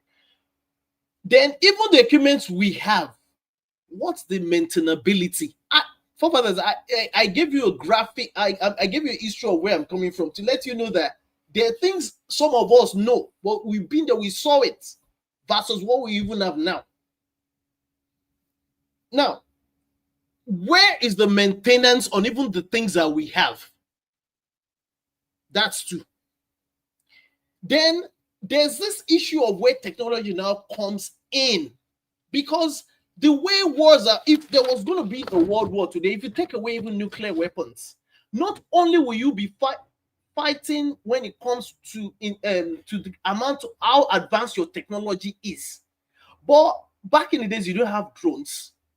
This way the satellites, especially the modern satellites of today, which is the reason why a country like France and America actually decide to have a space force. The way wars are, depending on whether this is like war anyway. It's an internal war. The way things are to be fought now is you're not going to fight the way you fought in 1945. If you let me tell you one of the reasons. Maybe you don't realize this. One of the reasons why even America, for example, with this purported war they're trying to spin off in Venezuela, which a lot of us know the reasons why. It's not what they're telling us, but you know the way it is sometimes. The reason why they're trying to be careful in trying to see whether they want to go with trying to create an insurrection against Maduro is because between Venezuela and I believe Brazil, there's a lot of jungles there. And if you decide you want to go with just men, forefathers, by the time Americans don't play when they start seeing body bags. So because of that, they're being very careful. And I promise you, even if they're going to try to do something they're going to do, it's not going to just come down to just men. There's going to be a lot of technology, which they're probably already using right now. On top of that, I spoke to the fact that in terms of the numbers of maybe the population, and because there's also other dynamics when it comes to the reason why you have a lot of reservists, especially in France, is also to do with the fact that they're trying to do some kind of proxy thing, and there's this Russophobic going on, and because there's all kind of other dynamics that also determine why countries have a lot of men versus their population. So it's not straight as what you think. So if you want us to go deep, I'll go deep on that. Now, I would like you to go deep on that. Yeah. Why they need more men? There's also to Nigeria. Let me just try and quickly round up on this round and all that. Okay. Let me now narrow it down to America, which I know at least to a very large extent. Now, there's something called I think it's called GovSec. If you want to work in security, cyber security or whatever, IT, government, there's a lot of civilians, not just the contractors. totaling about, and I wanted to make sure I got the facts right, totaling about, I think it's about 800,000 people, that civilians, that make up part of what is an estimated probably 2 point something million in the military, American military. A lot of, almost a million of civilians working in various facets within the various forces, whether it's the Marines, the Navy, the Army, and what have you. Part of the reason why you have them there is because of they are the people that are experts at manning or advising on technologies that are being used, be it satellites to a lot of the aforementioned things. Some of them are they're analysts, some of them are operators, some of them are actually trainers as well. And the reason why, again, I try to connect it back to what you're talking about, Nigeria. We also have a problem with even the ways that the soldiers or whatever are trained right now. It's bad. It's gotten bad over the years. The soldiers you have in Nigeria today, the training is not the same as those soldiers that were sent to Liberia. There was a time that whenever you hear about Nigerian military, countries in Africa, damn, they used to be, the Nigerian military used to be one of the best in the world, if the Americans knew, at least when it comes to Africa. It's not the same military you have today, because there's a deficit when it comes to training as well. Now, maybe to summarize for now, again, I wrote a lot of these things down. Okay, so why it's important to, at least, even in trying to recruit more men, like you insist, which again I don't have a problem with, especially if they're going to be well catered for, and their monies are not going to be siphoned by their more senior military officers who just sit and grow fat in the offices. Is why it's important is we, again, like I said previously, we have a lot of smart guys in Nigeria. I'm telling you, there's guys that can help with intelligence, civilians as well. If we're a serious country, because part of what you want to do is to gather intelligence, and part of it includes data analysis, which is going to come from even the kind of drones and other technologies that you want to deploy. True. It's a lot of things that having men, yes, you need boots on the ground, but there's a lot of things that boots on the ground will not do for you, especially in 2026. So that's okay. And then it's also going to help with what's it called? On the unemployment issue as well. You can work and chew gum at the same time. You're going to solve some issues. And then DICC, like I said previously, defense is now that it's a bit moribund. And then there's you know about that company in Ogun State that's making all these armored vehicles, very good. Rufus, yeah. And there's this other military guy that also kind of led a team that created another one in, I believe in Enugu or something. That can also be a way of even generating. I mean, it just trickles down. So it's more to it than just men. I mean, war today, the kind of thing we're dealing with, it goes beyond just men. I'm just saying, that's what we're saying. Nobody's just because you think you can have 1 million men. It doesn't mean that can mean nothing sometimes. That's all I'm going to say for now. Yeah, I agree with you on that. It can mean not much in some circumstances. However, most nations, this is why I always feel like we should start from there, because there are higher level problems and there are lower tier problems. Like the valid point you made about welfare and what you are doing for the training they are receiving, the equipment they have. Those things are very important, but they are lower tier problems, because you have an emergency problem whereby people are going around with Okada and decimating villages, putting children to rooms. I usually don't like to do this. Did you hear anything I said? I just literally repeated what you said. It's easier. Will it be easier to actually deploy technical stuff that you probably will be, and then with people that actually have the expertise to also help the military technology? Will it be easier to do it? Yeah, okay, good. So, like you said, what I heard, what you said, when I was literally repeating exactly the terms I used. But now I will talk about the equipment that you're talking about. The thing about drones is that they can spot people. They might even be able to shoot something, but they don't arrest anybody. Okay, And they can't physically stop anybody. I'm sorry again. Let me finish now. You are not even letting me address every point. I'm not going to say much, please. I'm sorry. Maybe because I'm only mentioning drones. Again, I have a list. Okay. So you remember I mentioned something about it was geolocation. Yeah, geolocation, yeah. There's other things. So just because I mentioned drones, there's a lot. So see, the thing you don't understand is that I do have some ideas about technology. You may not think that I know about this. I know about this issue you're describing. I work in technology. When I say I have an idea, you don't know what I work in it, but I know enough to know what I'm talking about. Let's not start there. You try it now. Try me. You don't work in technology. You do try me now. Try me. You want to try? Go ahead. Yes, try. Tell me something about technology that I don't know. Okay.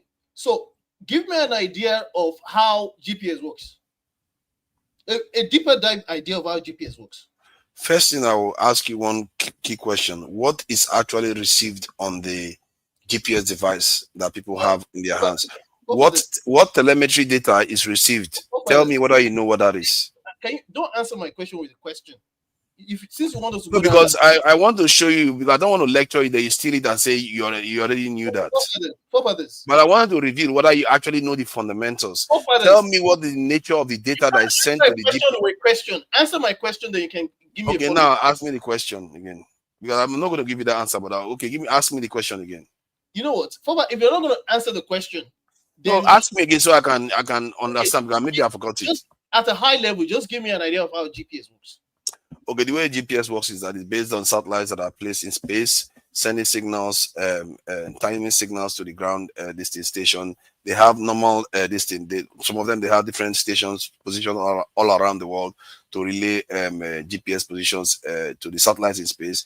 But the way individuals actually get their positions is based on information that is sent to the devices that they have in their hands, and the necessary calculations are done to ascertain their location. Now, am I wrong? At a high level, you didn't do too badly. So okay, now I will ask you my own fundamentals. What is the actual data that is sent to the GPS device that is used to ascertain the positions? So there's something called an IMEI, right? It's unique to every single device. Now, that uniqueness in itself, there's also they'll also have databases where you can track every single device depending on where the location is. And keep in mind, there's I forget what it's called now.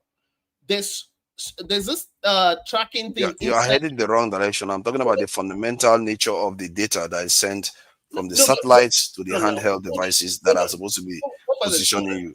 Hold on. There's also databases, because you need a database where all of the data that the satellites pick up is sent to. That also communicates with that the phones, for example, will interact with.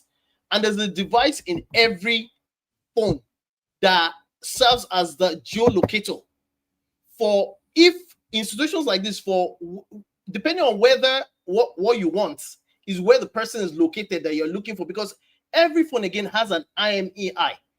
And like I said, you're explaining the higher level stuff, but now I have an idea of where you're at, and don't tell me that I don't know what I'm talking about, but it's okay. Now let's carry on with the subject. This thing matter.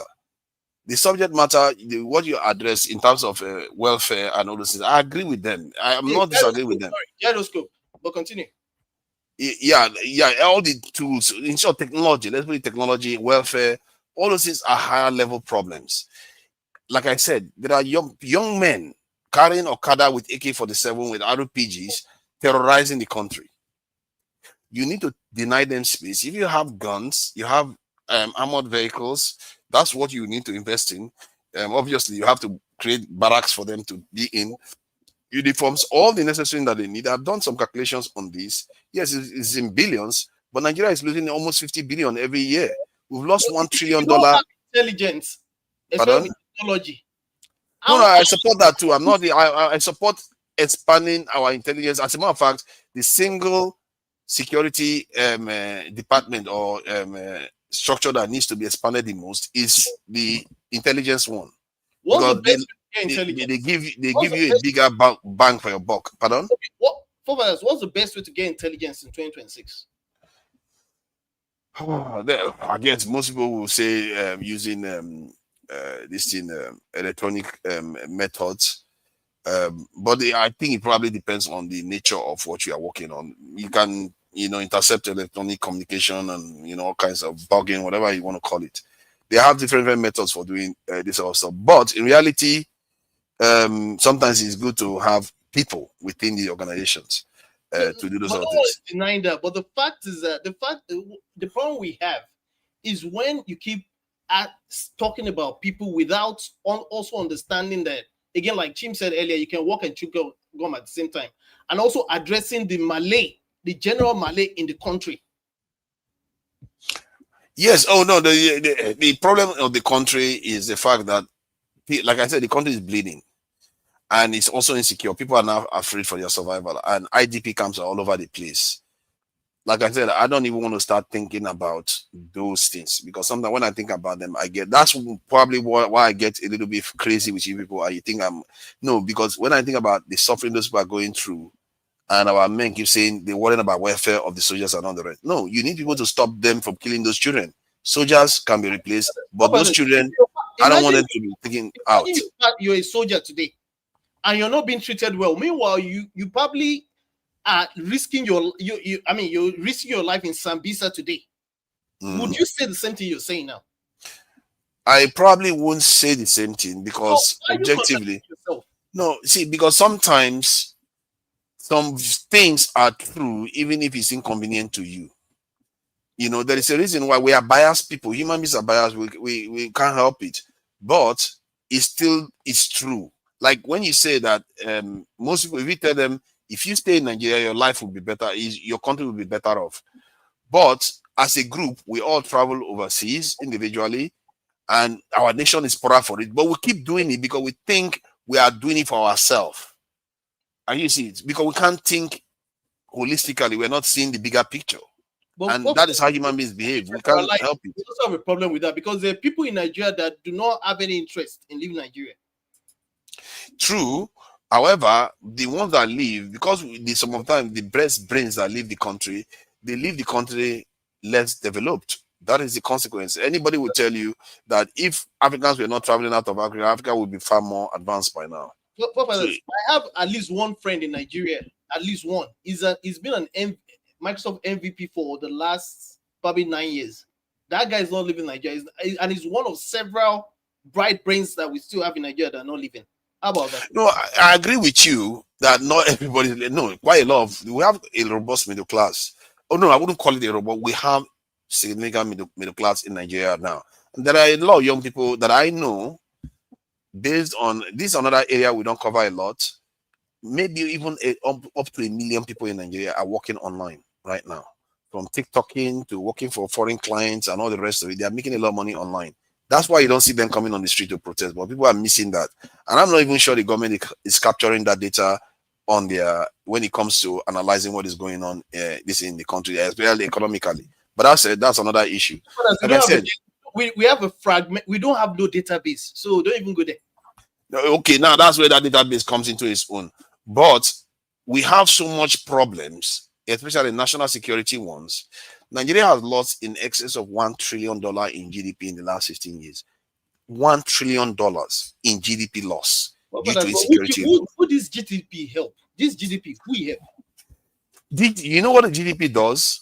What does it do? Because people are spending money. That's where salaries are coming from.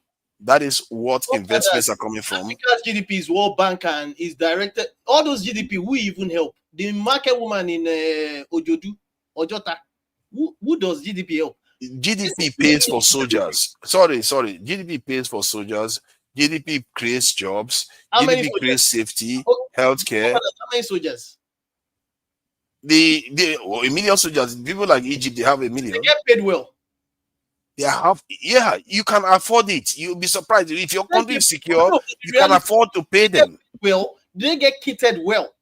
We're talking about. No, let me ask you now. Nigeria lost $1 trillion in GDP. Do you think in the last 15 years Egypt has spent anything close to $1 trillion on their military? No, they haven't. So we can afford it if we secure our country. Well, Egypt is a better run country than Nigeria.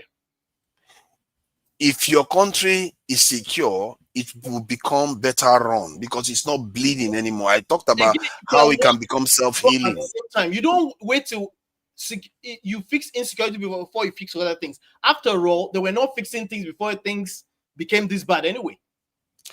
Oh, like I said, if you don't fix that security problem, whatever you do is subject to being wiped out. And we've seen it before. And things are not reaching this level. What were they fixing? Sorry, repeat the question again. Even when the insecurity had not reached this level, what were we fixing? We were not. That's a very good question because we should have fixed the roof, as they say, while the sun shines. We should have built our security forces during that time. Other nations did when they had the chance. When the Soviet Union was at the height, China emerged in nuclear power. India emerged in nuclear power. Which other nation broke out of their control? Iran, North Korea. But we, instead of to use that time to secure ourselves so that we are not subject to all this nonsense we are subject to now, we're busy bedouing. We're busy joking around, throwing Fela's mother off a balcony and coup after coup and doing a 419. That is our lot. And I know the reason why that happened. But for me, where we are now, we have to correct those errors because we were never secure. Do you think the people that gave you independence would like you to be secure so that they cannot come back again? Okay. Which means we've gone around 360 degrees, to which I agree to an extent. But doesn't that tell you that it doesn't make any difference if all we want to focus on is just the insecurity alone? We have to focus on other things that are also contributing to the insecurity. Security on its own is the most vital because it supports life. Let me give you one quick example. Other things and just focus on security then. Let me give you one quick example. Russia was a narco and a mafia-based economy in the 90s when they collapsed, the Soviet Union collapsed. But it's just their leader was a drunk. Nobody respected Russia. They were treating it like trash. And whenever he needed money, he would go to Washington and shake Washington and say, if you don't give me money, I'm going to sell my nuclear technology to any country. Washington will be like, there are videos of Clinton laughing at Boris Yeltsin, like literally because he was drunk while he was making a speech and he was laughing at the Russian leader. It was a joke. Okay. Guess what happened? I want you to learn the lesson from that. Hospitals and other things and just focus on security then. Yes. So this is important for us to learn from because it shows you the importance of security. When that man handed power over to Boris Yeltsin, Putin, when Boris Yeltsin handed power to Putin, within 4 years, before my very eyes, because I was watching what was happening during that time, because I was always following Clinton and what they were doing. Within 4 years, that same nation that were being called rubbish, it's not a superpower again. Because somebody has already done the hard work. Stalin has already done the hard work of making them a superpower. And again, people don't understand how significant this is. When you make your nation a powerful nation, it lasts a long time. All the superpowers from the last 2,000 years ago are still fine today. That's how long it lasts. How many thousand years ago again? 2,000 years ago. Okay. How many years did we have the same trajectory in terms of our history? No, we don't. We are in Africa. We are not competing with them. Russia, which again, they were not just trying to deal with getting to where they came to. They attacked it at different levels. Did they just focus on security? No. You see, my point, I'm saying priority, not only. Of course, not only. I talked about welfare too. Yeah, because it's not only. The thing is, you keep contradicting yourself. When I asked you just now, do we close schools, hospitals, and close other, let's not bother with any other thing. Let's just deal with security. No. I didn't say you should do that. You said yes just now. No, I'm saying you should prioritize security. No. Before I asked you previously, you said yes. We all heard it. No, you said that you. No, hold on. Maybe I didn't hear you then. Did you say you should close everything else? You were straight. No, sorry. Did you say you should close everything else? And maybe I didn't get you then. And then it goes back to what I told you, because I'm not trying to set a trap for you. It goes back to what I was telling you. Hey, it looks like that's what you're trying to do. One thing. I'm not disputing. I'm not trying to win this argument with you. Yeah, because it looks like that's what you're doing. You're not arguing in good faith. You're supposed to give person clear information. When they ask you for the information, you give it clearly to them. You precise questions and give you precise. And then why are you running away from them? If you are saying that you meant that, you know what? Let me keep quiet. You're not giving me the chance to even answer the question. You say you are arguing in good faith. If you are trying to ask, you see, don't interrupt, please. Don't interrupt. I don't like. Look at him yelling at me. I've been quiet all day, man. If you want to get I'm not yelling at you. I say don't listen. But I was trying to talk. He just interrupted me. I was talking. You interrupted me. You forgot. I didn't, dude. If you're gonna come at me emotional, let me leave. I'm not here to start shouting. Okay, let me finish talking. Then you can talk. I will bring you in. Is it that hard? It's not hard. When Dr. Damage is here, none of you interrupt him, because you know you're just going to end up backstage. He will not even argue with you. Yeah, but for fathers, you know, for example, I admit I've spoken a lot, but let's give everybody an opportunity. We've been listening to you as well. Yes. Allowed us in. And yes, I agree with that. And personally, I don't want to stay here long, and everybody should know that. And the point you raised, I wanted to answer it. Why is it that you don't want me to answer it? You asked me a question whether whether we should do away with everything else, versus security. I didn't understand that. I thought you were saying, should we prioritize security? Prioritizing security doesn't mean you should, do away with everything else. So I said yes. I don't want to be interrupting you, but you play smart a lot. I hate to say it, but you play smart a lot. So you are trying to say that I honestly answered that we should close everything else down. Everybody and go for national security. That's why I said I'm sorry again. I'm convinced that you like listening to yourself. No. You are. I'm sorry, but I'm not even going to tell you what you are. It's all right. The viewers can decide. You can say anything you want to say. I'm not interested. I'm not interested in that. I'm not interested in playing those games. I have to say that. You see, this is what I mean by our people have a terrible relationship with truth. Anybody can decide. You hate me all you want, but this is what we are. Nobody hates you. Nobody hates you. I'm talking about the viewers, because we have a funny relationship with truth. We pretend as if we are trying to do it, but we're just trying to play games.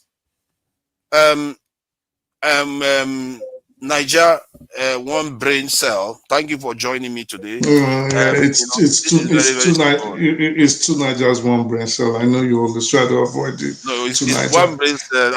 It's two Nigers, one brain cell. One brain cell. Listen, you invited people to a fight that you weren't prepared for, and the first person that stepped in the ring gave you a bloody nose and a black eye. Now you want to take it out on me. This is why you can't do that. Chat. This is why nobody has time. They say they are telling you the truth, but they just insult you. It's not an insult. It's not an insult. It's my prerogative to say how I saw the debate between both of you. It wasn't bad. I mean, at least you knew what GPS is and the telemetry and all those nice technological stuff. So at least you knew those ones. But it goes back to you. This is not an assault, and even Femi tried each time to reiterate that it's not about trying to combat you. It's you, and I think if Femi knew you, as I think I've known you, in a few months you're going to understand all these things, and then you're going to try to take. You're going to try to take accolades for it. You're going to try to applaud yourself as if you weren't fighting it previously. I think in the moment with you, it's always, I'm going to combat somebody else's view, but later on you go check it out, and then you realize maybe you were wrong, and then you'll come back in a roundabout way and try to pretend like that has always been your position, because you've done it 1,000 times. Can you qualify it then? all this you just said, can you qualify that I claim something that I was against before? Oh, you do it all the time. You did it with AIPAC. Like, You did it with the Epstein files. You did it with Israel controlling the United States government. You've done it all. I can name 20 different things that but you've they are done. all- You did it when I talked about. You did it when I used to come on here talking about JFK and Dimona and Sam Giancana and all these other things, and Ben Gurion probably being behind JFK's elimination. You did it a lot. So I can keep going on and on. But you'll come back It looks like today. you're talking about someone else, not But me, you'll come not back me. today and pretend like that. You saying You know, Israel in my own case, the videos are out there. and then you come back. You'll come. Out there. Right, and you'll come back today. Again, it's not to bash you. I'm just saying. In fact, I'm giving you. I'm actually applauding you because I know I'm telling Femi now, and I'm telling everybody in the audience. I know you. You're gonna go check it out, and then you're gonna pretend tomorrow that it was always your position. But that being said, again, I think what you're failing to realize, what everybody's telling you, of truth. I hope the viewers are saying this. We have a weird relationship with the truth. All right. Even when there is video evidence showing what I've said, we still talk as if there's no evidence. But it's okay. Okay. I don't know, sir. Most of your views on Israel and AIPAC and all the rest, we hardly disagree with them. So I don't know where all the disagreements. No, we actually did. To the point when your little friend Jide would come on here, there's still videos of him. AIPAC is not real. AIPAC is not serious. AIPAC is number 8, and you would support them and block him. Anybody else? Like everybody knows it. Like, what are you talking about? I literally call Israel's conflict the most evil conflict in the world. Well, and, we're talking about. I think AY does have enough memory to understand that. AY was also here. There was one particular. Listen, there was one particular one, and I've mentioned this a lot, and I don't even know why I'm even still going through it, but because you insist. There was even a particular one where Eccentric Cast was also on here talking about when I was explaining how Thomas Massey and Marjorie Taylor Greene and all these other Republicans were complaining that each American politician in Congress, over 97% of them, had what was called a AIPAC handler. You, Jide, and Eccentric Guys, even Eccentric Guys was talking about, oh, it's the same with the defense lobbyists. The defense lobbyists have handlers for the congressman. Now, three of you were going against something you weren't even aware of, but today you pretend as if your position has always been that AIPAC, it was your position that AIPAC controls the United States like Congress. You're mixing me up with people. You're mixing me up with some other person, I'm sure, because that's not me. No, I can actually look, and I'll video you're talking about, I have it. And even in the UK, we have a politician that was being manipulated by Israeli lobby. I knew that from ages ago. All right, so that's not even the point. The bottom, anyway. So that's not the point. It's not to come in to bash you. I'm just saying, in the future, I know you're gonna go back on Femi's side and every other person's side, and then you try to. What's the word I'm looking for? But I've been quite you try to pretend like it was you. Why would I change position? If anybody knows me with the entire national security, I'm one of the most consistent. So yeah, but consistent in a wrong way. Yeah, so consistent why in you a wrong I'm way. Change? Why you say I'm going to change my position? I will maintain my position. Consistent in the wrong way. I don't think that's something to be proud of. But listen, that by the wayside. Like you said, it's on here. Most of the listeners are long-term listeners. They can verify which of us is not saying the truth right now. I'm just saying what Femi and everybody else is saying is right, and it's always been my position. We don't necessarily need more men. I'm not saying we don't need more men, but you have to also, it has to work in tandem. Especially if most of the army, the police, and every security officer in Nigeria are badly trained badly equipped. The welfare is not up to standards. They cannot make a living without extorting the citizens that they're supposed to guard. Nobody is saying we don't need more people on the ground. I would also agree that we do. But I think an over-policed society could also play into the hands of the marauders right now. Over-policed people, especially in the place where people's actions are not taken into account. I'm saying in this case, government officials, the police. It could lead to more abuses than we presently have. This will in turn do nothing but turn these people against the government that is actually working for them. I think instituting or taking into account the use of technology will actually help more. If you had 1 million people right now, like you say you want 1 million soldiers, right? Yes. Where do you want to put them? What part of the country? All over the country, most of the strategic areas, power stations, power lines, the outskirts, even the areas that are not fully occupied, they can just man those areas, ensuring that natural resources, reconnaissance, whatever else that can be done to affect the country. You position them everywhere, like a grid. You put them like a grid in the country so that any incidents that occurs, if you tighten the net. In other words, you can't move out of that net, because the more you try to move out of the net, the more they are gathering, because they have more numbers. They will catch you. Well, myself and Tony have actually proposed this numerous times on this show. Who proposed this? Myself and Tony. And that's interesting. I didn't get that too. Oh, it was your show. It was your show.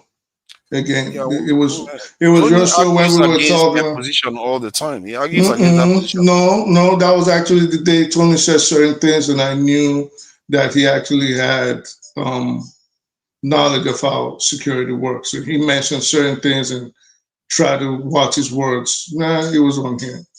We talked about the Donnet wires. We talked about the Corsina wires. We talked about how the topography of the Northeast, and Tony actually even revealed how he had worked with VIPs, and he mentioned certain equipments that could be used in the North. So it was on your show. But that said, it's not just manpower that's needed. Manpower alone is not going to do everything. I agree. I'm not disputing that. Yeah, go ahead. A critical aspect, and I'm glad people are talking more about it, is a critical aspect that is missing is the intelligence. You're not going to beat these people with just guns. It's not going to happen. Like you mentioned, electronic monitoring. You need that. But you also need to infiltrate that group or those groups. If you do not have someone from the inside that can give you live information of their plans, their actions, or impending plans, you're not going to go far. You're going to kill them today and they're going to spring up tomorrow. And if, just like Boko Haram used to go after strategic targets in Nigeria before, during the Jonathan era. When they got decimated and their capacity was reduced, they moved on to soft targets.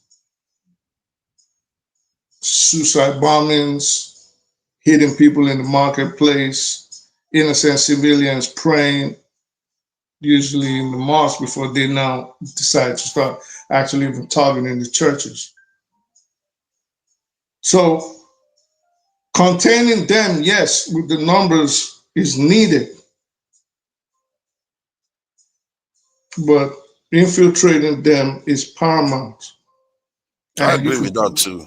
And you put 1 billion people on the ground, they're not going to do it if you cannot infiltrate the group and destroy them from within. It's a concerted effort. This is why I said 2 million jobs, 1 million in the military, 1 million police, customs, and this is secret services.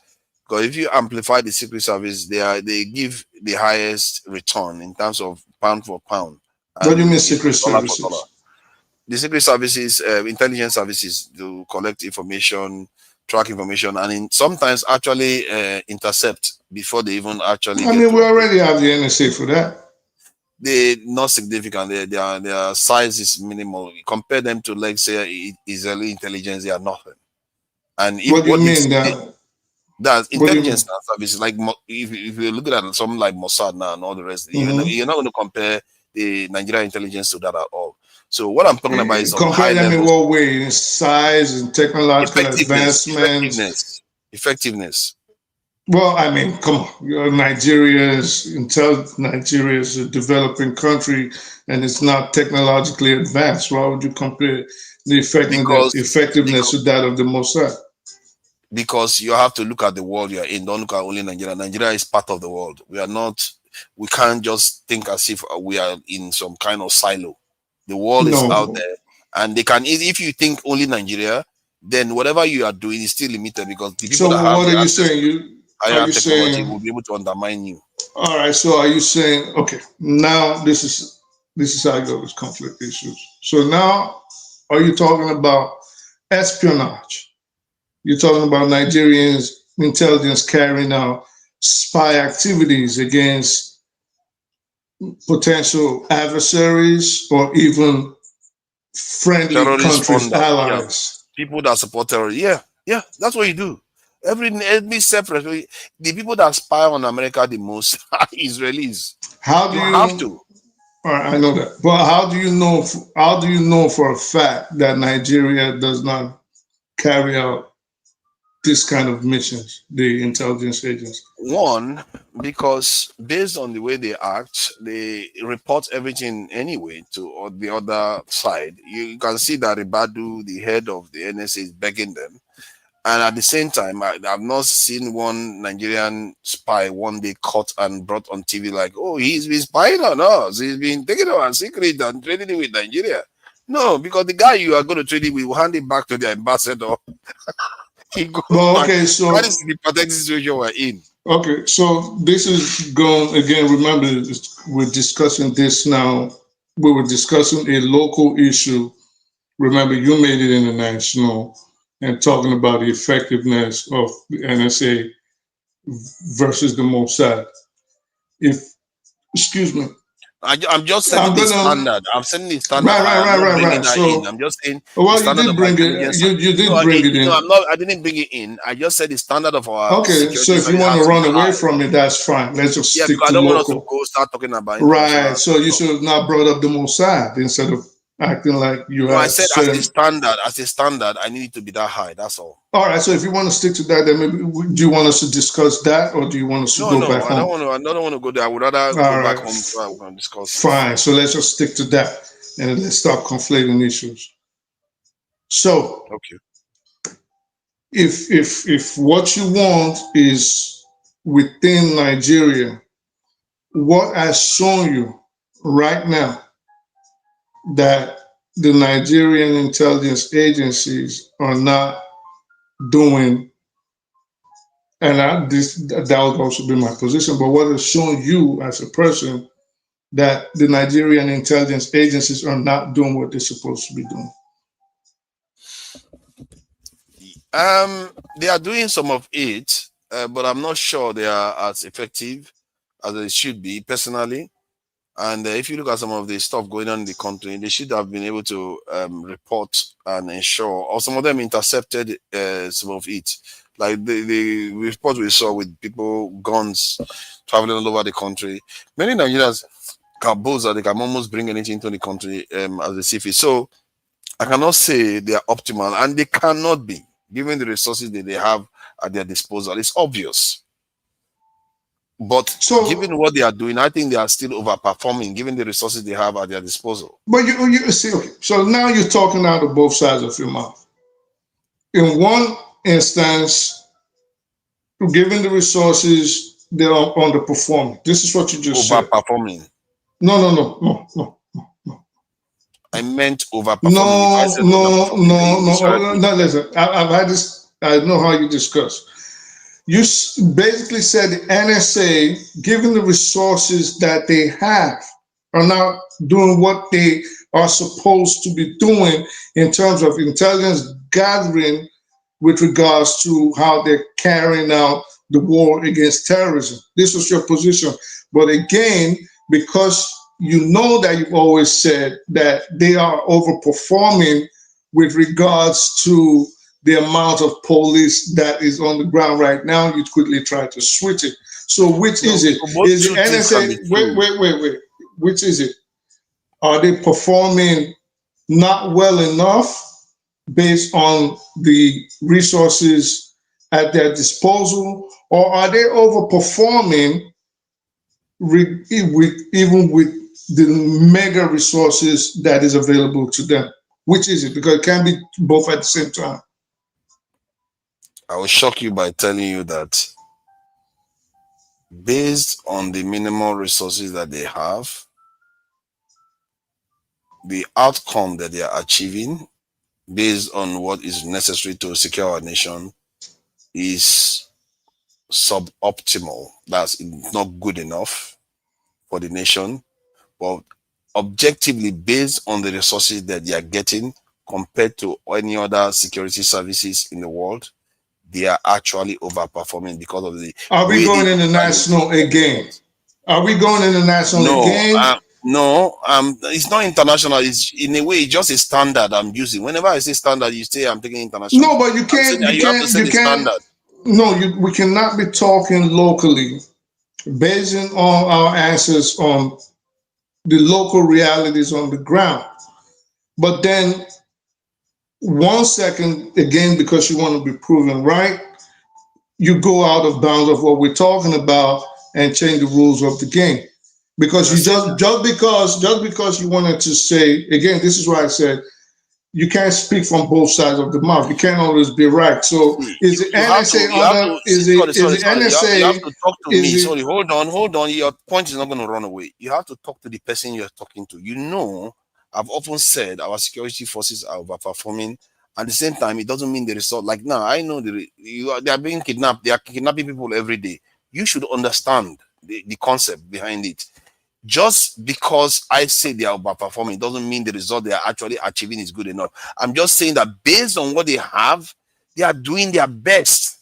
They are outperforming what the resources that they've got, the motivation they've got, the support they've got, everything put together. They are actually achieving some results that people don't give them credit for, which is makes it even worse, makes it more demoralizing. That's the context you should be looking at what I'm saying. And when I said our security forces are overperforming, I'm saying it from that context. It doesn't mean the result they are achieving is anything standard or this thing desirable. That's not what you want. You want something a lot better than that. It's not contradictory. Both positions are true. It is contradictory, but in any event, I think it is. Anybody listening can tell, but I think what Nigeria needs, the military is bogged down. It is stretched thin. There has to be a complete restructuring of the country, at least the security apparatus. I think what Nigeria needs to do, because you give everybody access to state policing or the authority to create their own security force, you are just calling for anarchy the way Nigeria is designed right now. You're calling for more gangs or probably down the line rebel groups. What I think the Nigerian government needs to do, I've proposed this again before, even before things got this insane, is for the Nigerian government to quickly, they have to do this quickly. It is imperative that they quickly do it. Figure out, at least in 10 different states or localities or communities, however they want to design it, how they want to move on with state policing.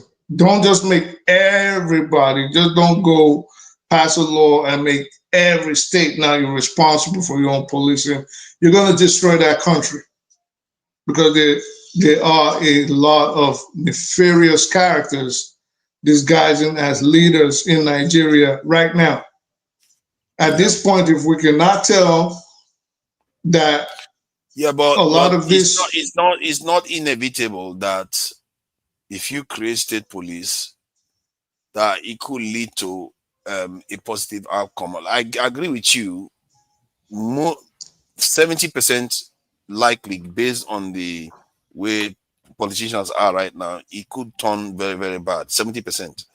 But with the right rules in place and with the positive impact, especially if they are going to recruit new police, not just take the national police and divide it cannot. 70% means failure, dismal failure. So when you say 70%, likely, when you say yes, well, however word you want to use, likely, possibly.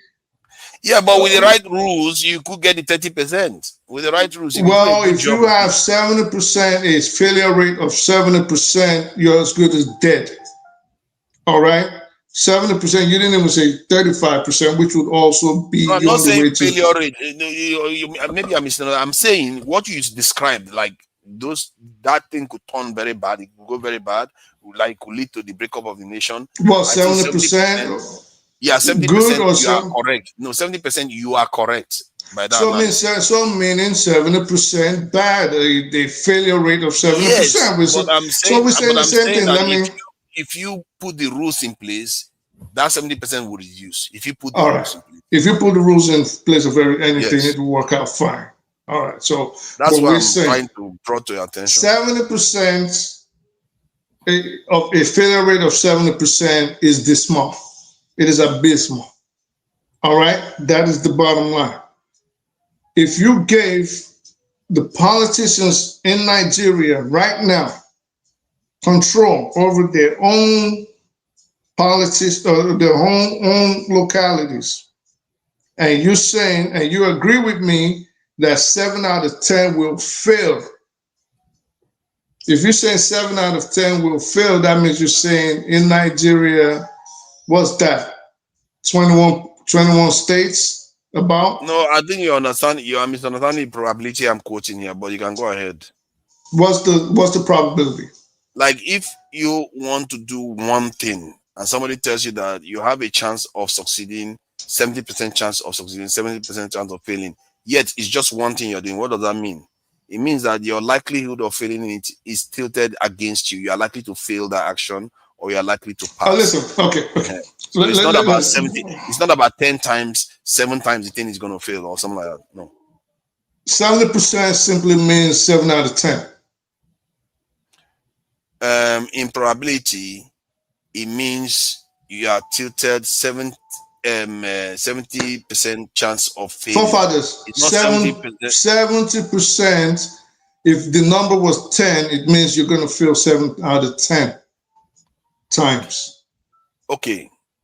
If I tell you now, let me give you the concept. I think we are struggling with this concept. If I tell you what is the odds of when you throw a die, what are the probabilities that you get 1 when you throw a die? I don't know, based on what?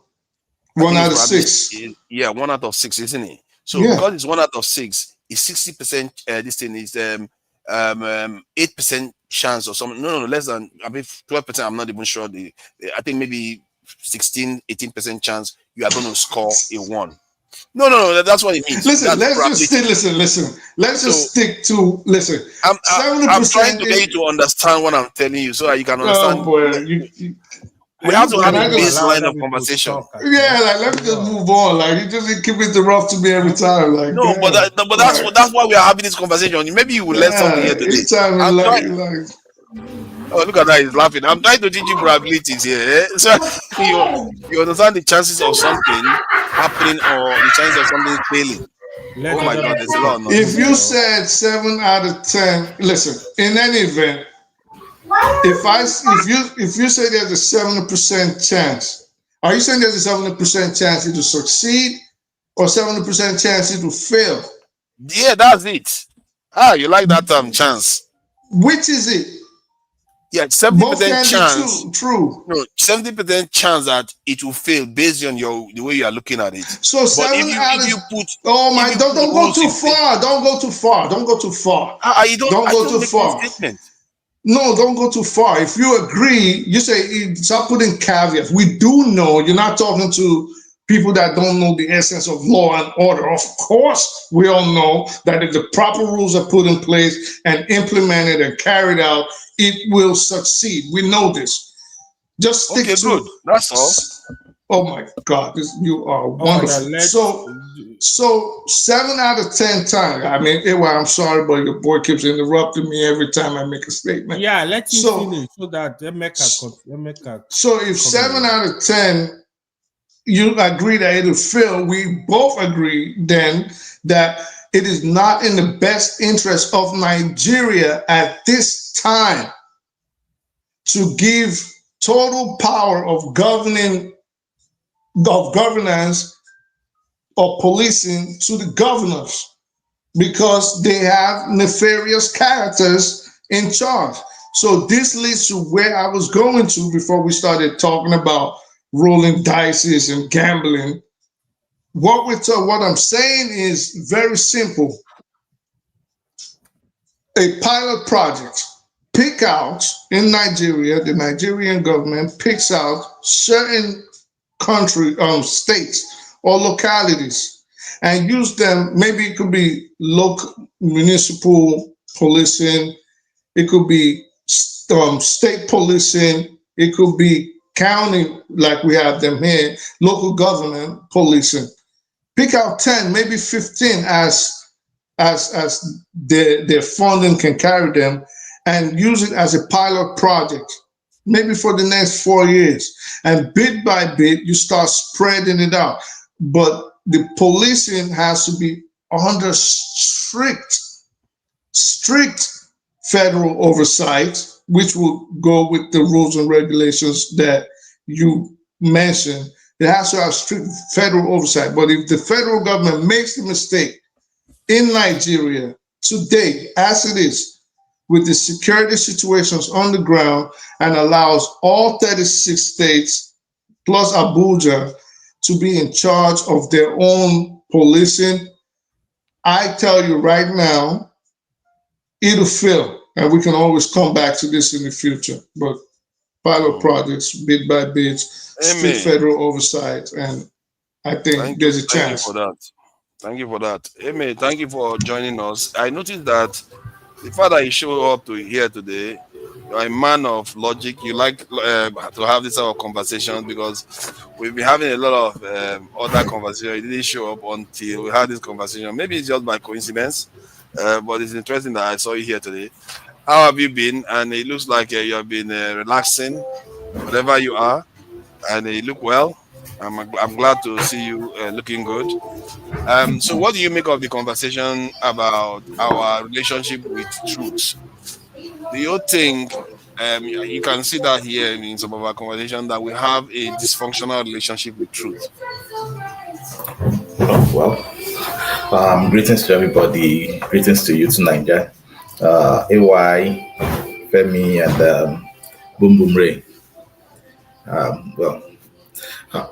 Sincerely speaking, if you say we have, what kind of relationship did you say we have with truth? Dysfunctional or broken relationship to truth. Like the language I used was, do we have a broken sense of truth? Because we believe we know the truth, but often it's not objective truth. Okay, well, I don't really know if we have that that kind of relationship with the truth. But one thing I'm certain of is that you can only have one truth about an issue. Then you can have various perspectives. Now, does the truth always come out to light? In this kind of world we are in, I don't think that is it all the time. It helps us if the truth comes out to light and we get that knowledge of the truth. But the truth is that there are a lot of angles to it, a lot of positions that have been taken, that will determine if the interest, a lot of interests are always at play that would determine if the truth or if what they want us to know is the truth or a colored opinion given to us as truth, just to move on. There could be good reasons, there could be bad reasons. And that doesn't stop the word from rolling, doesn't stop the word from moving on, doesn't stop us from non-existing. You get the point. So it depends on which side of the story we want, or the angle to which the truth is to be given. You get the point. But even if the truth is not given, that doesn't mean that we can't still logically reason some things out and make decisions with the premises that we have in order to reach a certain conclusion. What do I mean? Why I purposely came for this meeting was because of your statements that you made earlier.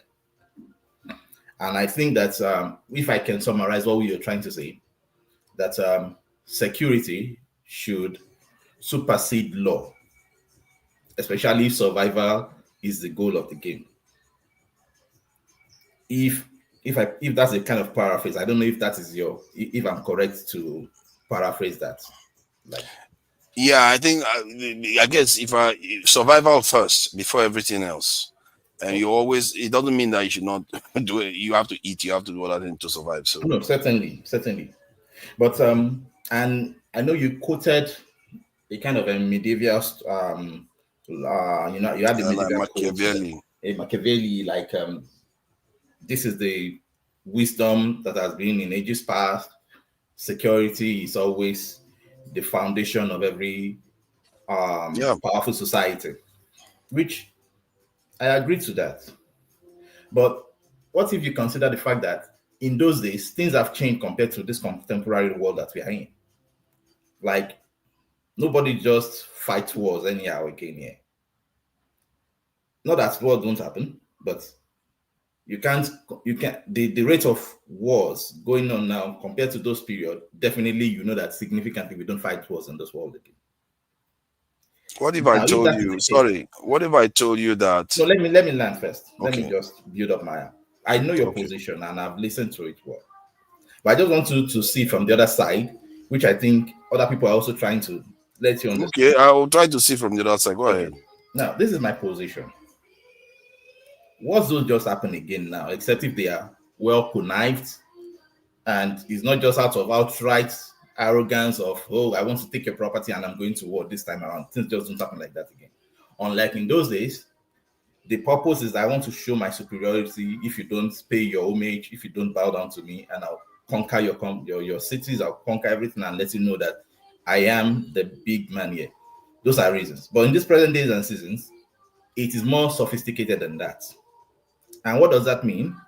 It gives chance to even smaller cities, smaller group to still mediate their way with the so-called big powers and still live well. Like the shark and the mimosa, there's this relationship where you have a shark and the small fish, but the small fish simply lives on the food that the shark throws away. You call it remnants, but it's more than enough for them to live well. In fact, they choose that relationship because it is better for them than to go soft for their own food themselves. These are kind of relationships that can exist in this present world, which in the previous world, they don't happen like that. So what am I trying to say here?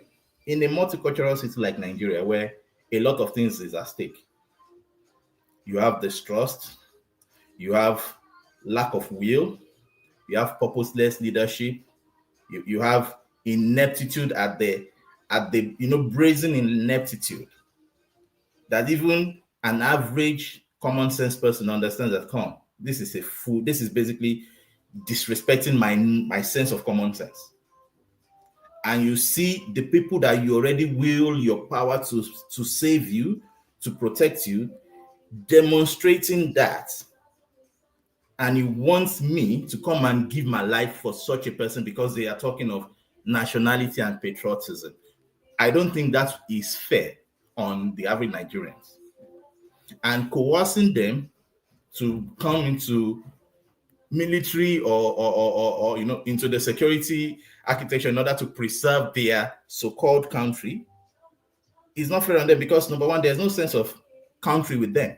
There's no sense of nationality. There's no sense of nationhood, where they are not certain that if I die, I'll be taken care of by, we've seen videos of soldier wives, military women, wives who've come out to complain about the way that they've been treated after the passing on of their gallant husbands who have fought for this country. And we've had stories of men who are in the uniform who complain, not just because they do not have the right equipment, but because they were even led into the traps in order for them, because they don't really matter in the scheme of things. And you expect the average person who has common sense to consider security over law, order, unity, rule. Let me just put them as law altogether. All these other positions that I think should matter now.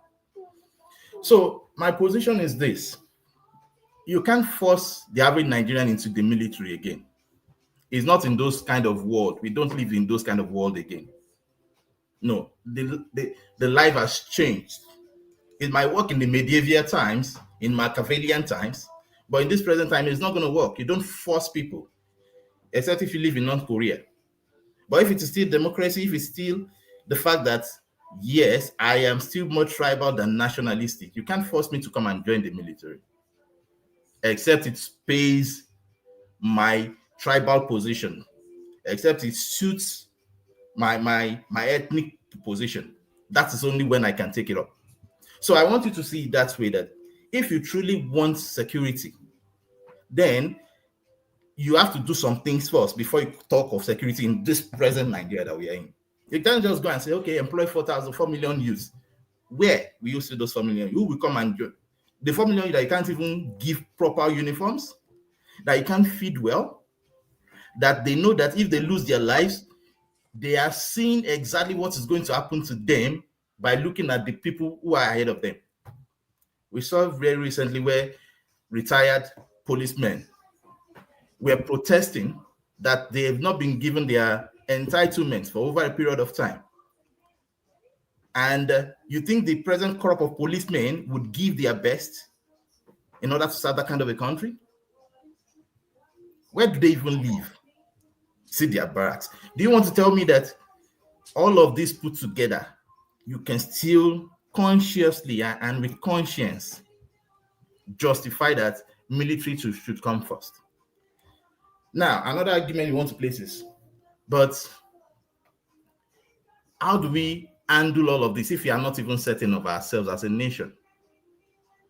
Especially when you begin to talk of foreigners coming to take over our lands or whatever and whatever. The question would be that, okay, the ones we have, how have we even managed ourselves to build trust? There's something that builds nationhood. When there is a common general sense of opposition, that we understand that, all these things are going to affect all of us together.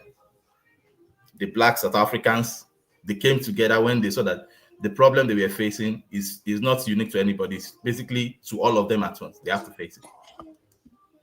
So once there is a sense of unity, that's kind of, once there's a kind of challenge that builds sense of unity, yes, people become patriotic or nationalistic or racist, in whatever way you want to put it.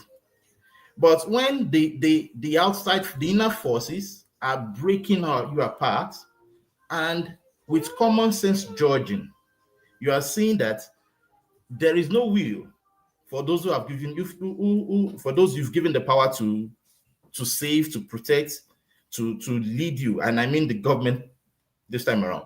There's no single will to make things right. Then you question, how do you want me to trust you that if I give myself, because I know the contract I'm going to sign, you say, if I sign this contract, then I'm willing to give my life. So how do you want me to be sure that you truly have my back? So, see, in what this you're same military, saying, you've been infiltrated. We have records of infiltration by this same group of people, and not just that. Are this true or we don't have facts? Because there's one argument you also placed that facts, if you don't have facts to make your argument, then they are not true. Like, and the truth could be subjective. In fact, that was where you started from. But the truth is that if I ask you to tell me your childhood, and you tell me, can I reference you to others? And I said, this is what this person experienced. I believe if you tell me, I should be able to say that is the truth. And if I go by your argument, I can simply denigrate your childhood experience and say it's a complete lie. But you will know that it's the truth. So the fact that I didn't experience your childhood doesn't mean that I can't quote it, because you experienced it. And I should be able to quote it. yes. So meaning that someone like Reverend, what's the name of that Reverend that you criticize quickly in that same statement? Reverend Can make statements and say, because even though it was the motive for a cause, not because he wanted to be, but was trying to place judgment and common sense and say, come, this is what is happening. Have we seen this thing happening? Do you have records of this? There are a lot of records to justify what is going on right now. You might want to call it genocide, I understand. But the truth is that all these issues can be solved if we see will from the government, and you know that, okay, this is what the government is doing, this is what they are trying to do, and we can see pinpoint action that can build trust in people. Then I can come and serve and say, okay, I know what is going on. But I've seen soldiers, military men, I have people also who have said, we know when we want to go, and sometimes we are given false information, or we are simply held back with our hands and say, hey, do not just go ahead and do the needful. And then you question, okay, do we really want to solve the problem, or we just want a perception of the problem being solved, whereas people are really losing their lives here? So I want you to understand that, yes, security matters, and nobody undermines security in a state. But the truth is that in a multicultural system like Nigeria, where a lot of things are in play, if you truly want a Nigerian that works, you must build the trust among all the people. And this trust is not even between among Igbo, Hausa, and Yoruba. It's among the other over 370 ethnic groups. Everybody must be a player, not just three big people. No. So if all of us are not trusting the system, there's no way we'll have security, because some other persons will always see some group of people overriding us. So I want you to understand this system and see that in this contemporary Nigerian situation, security is not number one. We must first accept that, are we even a country? Can we trust ourselves in this country? What is the law backing us up? And we must see this law taking effect so that I can trust the system that, okay, if I lose my life for this country, I know that my children will not suffer. And I don't need them to be given preferential treatment. Let just the system take care of everybody the way it should be taken care of. That is it. Okay, based on what you said, every time we talk about national security, we talk about welfare and stuff like that too. We forget that many of the nations we like to envy, like we sit in, they went through hell to get their nations to where they got to. I always use China because that one is very, very stark, because they were living on rations when that same nation went ahead to build their nuclear technology. They were literally living on rations, and many of them were dying of famine when their crops failed because of the policies of the communist government.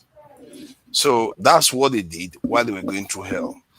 So the idea that we can't put national security first before we do those things. What is stopping us from building those new nuclear reactors, as you mentioned? What is stopping us from doing it now? People like you. The citizens are the ones stopping it. No, not the citizens. You know what they would rather say? Go and do food. Make sure people have food first. That's what you people focus on. You forget that if you plug that gap, like you do every day when you build your house, you don't wait until somebody come and steal it from your house.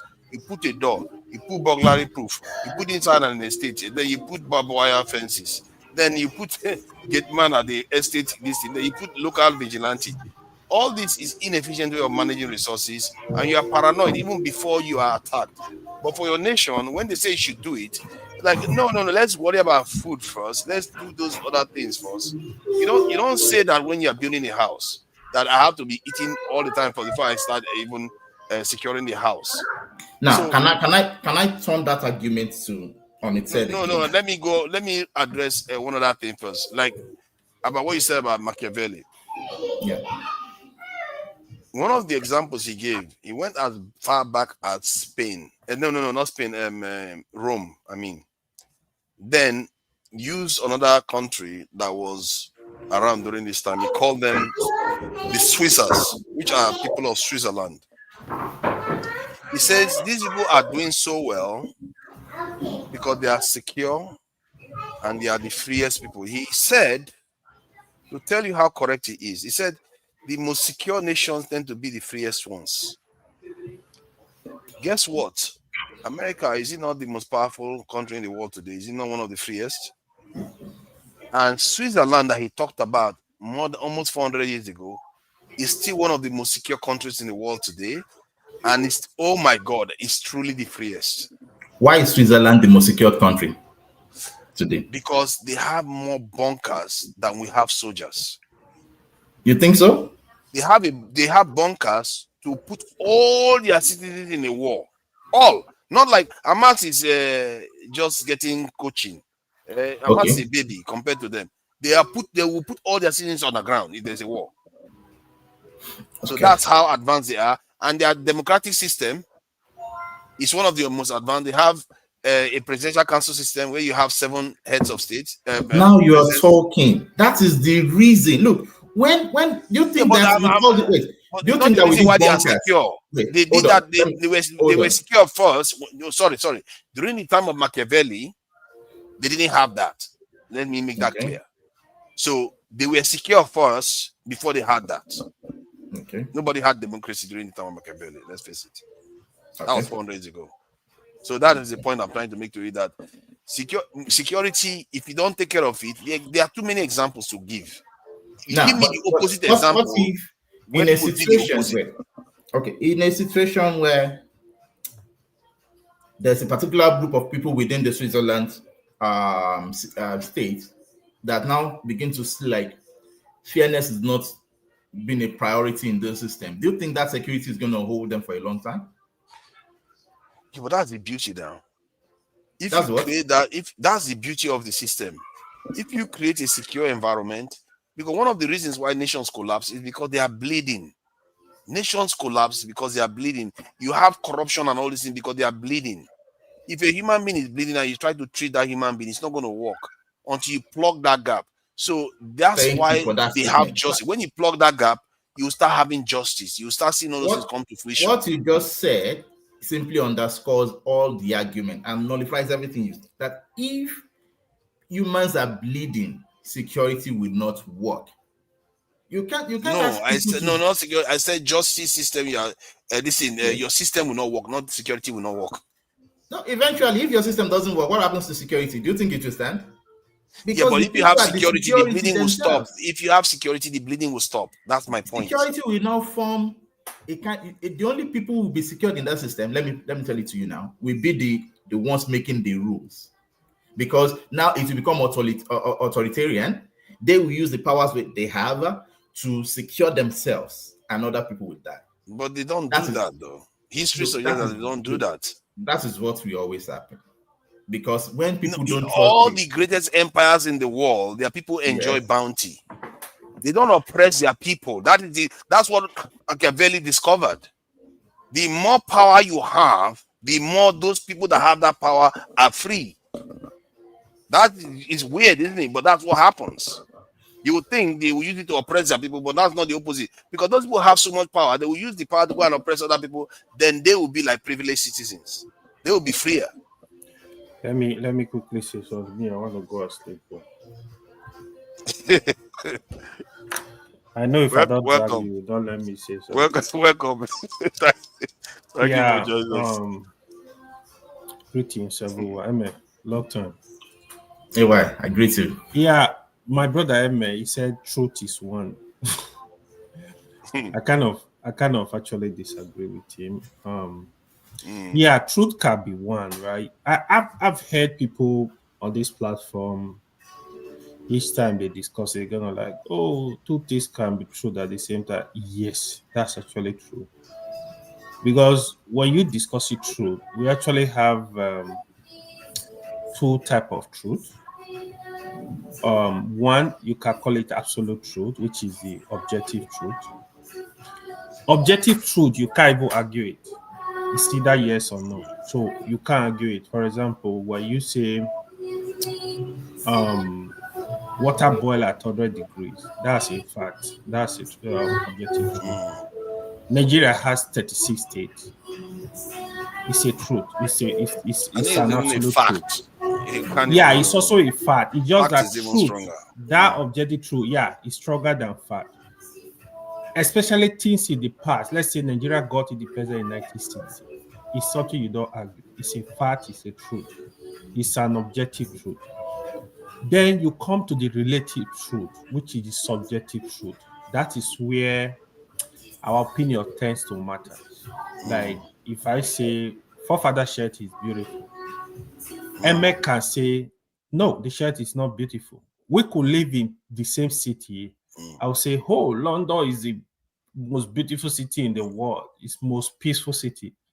Emek will say, no, I live in the same city. No, I don't believe that. So that is when truth becomes subjective because it's based on personal experience, personal opinion. This kind of truth. But what you find most on this platform, people come with a lot of absolute lies that you can't even fact check anywhere. And what is really no, I'm not, to be honest, at the point I know that fed up, right? I'm getting tired of it. If I tell you, state some things I've heard on this platform, the person know nothing like that exists. They will just say it. So it's bad that if four of us are here right now, these same people, they will come and tell you, no, you are not seeing the fifth person. We are 5 here. We are not 4. They just want to talk. They will argue. I'm telling you. They will see why. They will tell you, no, look at it very well. I'm telling you, that is not why. I'm looking at it with my head. I'm telling you. You are laughing. I've seen this now. If you believe in me, I know. This is how bad it is. And it's very difficult to have discussion with this kind of people because it's deliberate. They will drag you to the mud. Yeah, but yeah, like my whole intention is for all of us to learn. Yeah, I will listen to ML or something. Okay, it's like that. Opportunity. When people speak objectively, you will always learn stuff, right? Like today, I heard you attacking Femi. Femi is one of the most objective person on this platform. Femi will not come. He's not here now. He will not come and just be saying stuff. So if Femi tell me, oh, why your mouth is smelly, I will have to look at it. I will like pay attention to that message because he is an objective person that states facts. That's it, Femi. Not that no human being is perfect, but to be honest, I give it to some people. When I take them very seriously for me. So when they are speaking, I listen. I take them very seriously because they don't just talk. They don't just come and just but you remember when I always say that on almost everything you are like 100% like objective. You go after everything, and the only time you even waver a little bit, which is not even that significant compared to others, it's not even that significant. Is when we are discussing Islam. I say that because I see that. You see that? I say that because that is where I think you waver a little bit. And the reason why I'm highlighting that is like Femi too. Femi on many things is objective, but sometimes it does come across as losing that objectivity. like some of the points, he wouldn't even let me answer him, because if you have objectivity to reach a greater truth, because generally if you listen to each other, you guys will actually arrive at a greater truth. But Yes, he wouldn't true. let that happen. True. And that's a sign that somebody is kind of trying to stunt the conversation, not wanting to go anywhere, so that he just wins the argument. At least in his perception that he has won the argument. And that is what I've hardly seen that in you. Only when it comes down to Islam, a little bit. No. You see, because I know Islamic religion, for example, when I try to explain things, because you don't understand it, you don't put your mind yet, you would think I'm trying to defend. No, it's not. You need to open your mind, pay attention, then you understand the things I'm explaining. For me, to be honest, if I don't know it, I don't know it. I don't know how these people. Yeah, but you notice that you are using the kind of tone, that kind of tone pastors use. They're like, open your mind on everything you're objective. No. When it comes to Islam, open your mind. Ordinarily, right? To be honest, the kind of way I grew up, like, I'm not trained to look at things based on tribe, religion. Initially, when I was coming to this platform, I was fighting people that would come with tribe. No, stop that. Why you? Because a lot of people lack emotional intelligence. It's just like today, you were pointing out now the Kano, while somebody was pointing out some people in the north. Because you might say, this person is from my place, whatever he does. No, I'm going to support it. But you are calling out another tribe. It's a problem. So, part of the problem we are having in Nigeria. And you know what made that man was? He was literally talking about being straight. I was like, how crooked is this? And you're saying you're being straight. Like, you can't even that kind of stuff. That's why I even made the topic. Like, it's our sense of truth broken, where you can literally not see things straight, and you are literally saying you are seeing it straight. Like, I don't understand it. You are condemning one side and defending the other side. Yeah. That's the problem we're having in Nigeria today now. It's just like when Buhari was in power, you see some Northerners defending him, whatever he does. Today, some Yoruba are doing it. So this is the Nigeria we find ourselves. It's really difficult. Like, and it's toxic. It's damaging their tribes. It's damaging everything. It's damaging everything, and they don't know it. It is. So you have a country of, I don't know, some people will say 500 tribes, some people will say 2 or something. How do you reconcile? When are we going to stop? Like, to the extent that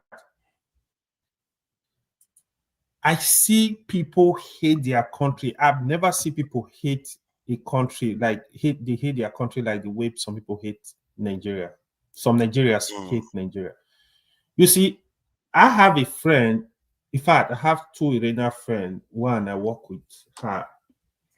She hates the leadership of Iran. She has never been to Iran for the past 20 years. But during that war with Israel, bro, come and see the support, how these people are united. They were united, like, still, they don't like the leadership of these people I'm talking, but they love their country. They will tell you no. Even the India we talk about, I went to school with a lot of India. When it comes to their country, both the Muslim, the Christian, the Hindu, the other tribe, they take it very seriously. But when it comes to Nigeria, you see somebody that want to destroy your country, forget the differences. You first come together first to save the country. You know, it's very problematic. Honestly, the issue that have happened the past couple of months, when I look at them, I'm like, I begin to realize that, because I used to think during the slave trade, like, Black people were really evolved. That is when I realized that, oh, our people were really evolved. Because if that happened today, people are still dead that will do the same thing. They will collect money and sell themselves. I'm telling you. So now I fully believe that, you know, because it's very disappointing. I understand the frustration of the country. Things are not working. People are frustrated. the division. We're still gonna look for a way to get everybody in line. You know, Nigeria need to take this issue very seriously. See, people like you, I think the people I can say that have, for me, in my experience here, if I look at all the people I see on the panel, 5% are the ones that you can say reliably say they can reason at a level that can stand a chance of bringing a nation together. Because if you cannot be able to see beyond your own group and understand that you still have a bigger group like this Nigeria, you can't relate to that properly. You can't reach out across the line. As a matter of fact, maybe that is what they've denied us Awo's presidency in Nigeria, because Awo was too insular. That is the problem. Maybe if he had managed, he was a bit more outgoing and he won the presidency, maybe Nigeria would have been transformed. Who knows? So that you need people, especially the talented ones, to be able to also be able to reach out. Because this country, the way it is right now with the religion and everything, there are barriers that they have created that have been there for a long time. Politicians have made sure they dug in with it. They dug in even further. So the so-called Department of Orientation of the nation, I don't know what they call it, is doing a terrible job. It's like absentee landlord. That organization should have some power to say, you know what, your action is undermining this nation. Even the leaders, you should have the power to call leaders out, that you're not behaving the way you're behaving the right way to keep the nation cohesive. So, but you need people like you, people that can see beyond that, like people like Maska. Because someone like Maska, you can see that even if he has his innate biases, but he sees beyond that. You can see that he sees beyond that. That's why he's able to come here, have conversations, and it's okay, just fine. And I believe if you go to the North, you are going to be able to govern them just fine. They are not going to even have one issue at all. Like, oh, this guy is being against us because he's from the South. Or no, none of that. Because you can see beyond that. It's not because you hate your people. You govern your people well. People like that are needed. Like, it's like you are needed, like it's essential. It's not like it's even optional. If the nation is going to be fixed, people like that are going to fix it. You're expecting Nnamdi Kanu to be the one. Can you imagine that Nnamdi Kanu, minister of national orientation, he's going to totally rip the country apart. So my point is that people like that are essential. It's not even optional.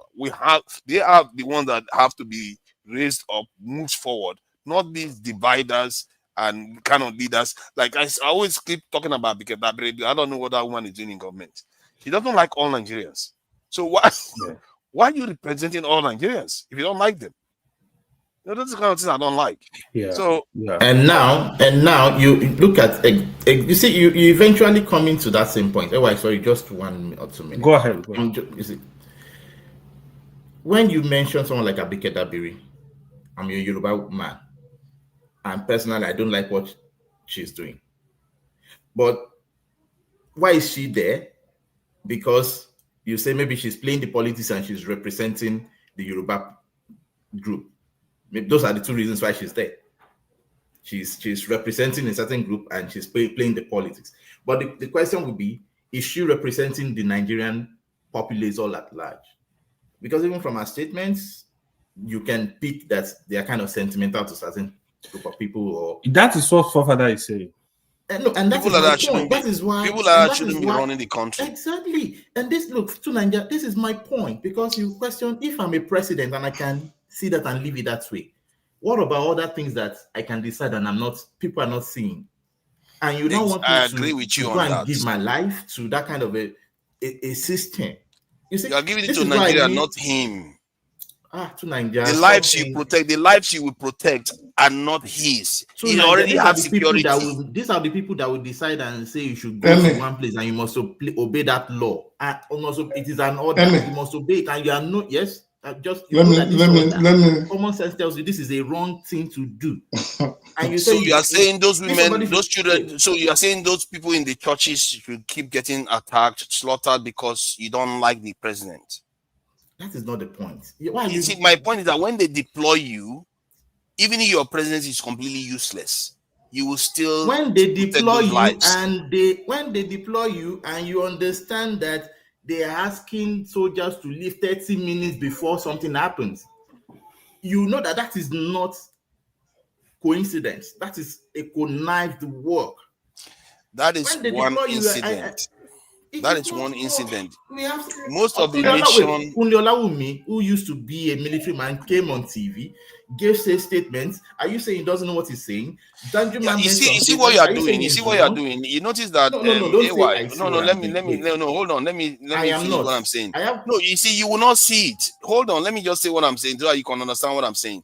While I was addressing AI and talking about all the things that was going on in the country and how it would be good for people to have objectivity and all the rest of it, you were quiet. The moment I mentioned Abike Dabiri, because that one is again based on feelings again, you zoned in on that one and you went straight in there. No. When you mentioned Abike Dabiri, what did I say? I said this is exactly the point I was making. I was supporting your point that you're also coming to my point. The fact that I know it and I still remain objective, yours, it drags you away from objectivity. That's the problem. But if the topic is Abike Dabiri, right? Let me ask you guys. And Emmy, I see you. At least I get what you were saying when you keep saying the politics on the ground, And the forefathers' position today is we should speak the truth regardless of whose ox is gored. Do you think, and this is to everybody on here, do you think the likes of Abike Dabiri, knowing the situation on the ground, knowing how inflamed tensions are, knowing how tribal Nigerians are, if their man is in power or not in power, are the likes of Abike Dabiri a necessary evil, I put evil in quotes, in terms of Nigerian politics as we have it today? Do I think it is a necessary evil to have? Is that what yes, you need someone like Abike Dabiri. Are they necessary? No, and we could have a person, because I believe that in terms of experience and competence, I think she's up there. You can't deny that. All right. You get the point. But where I begin to disjoin myself from that position is the way she's playing it, because I think she could play it better by being nationalistic and portraying the position as a position of Nigerians, not tribal, not political. You get the point? Because now it is no more politics. This is governance that we need now. And governance is different from politics. Once you're done with politics, you govern, and you don't govern APC. You don't govern a set of people. You govern the old country. That is how you build unity. Yeah. Anybody that makes a mistake, you don't make it look like it is a mistake from a particular position or points of view.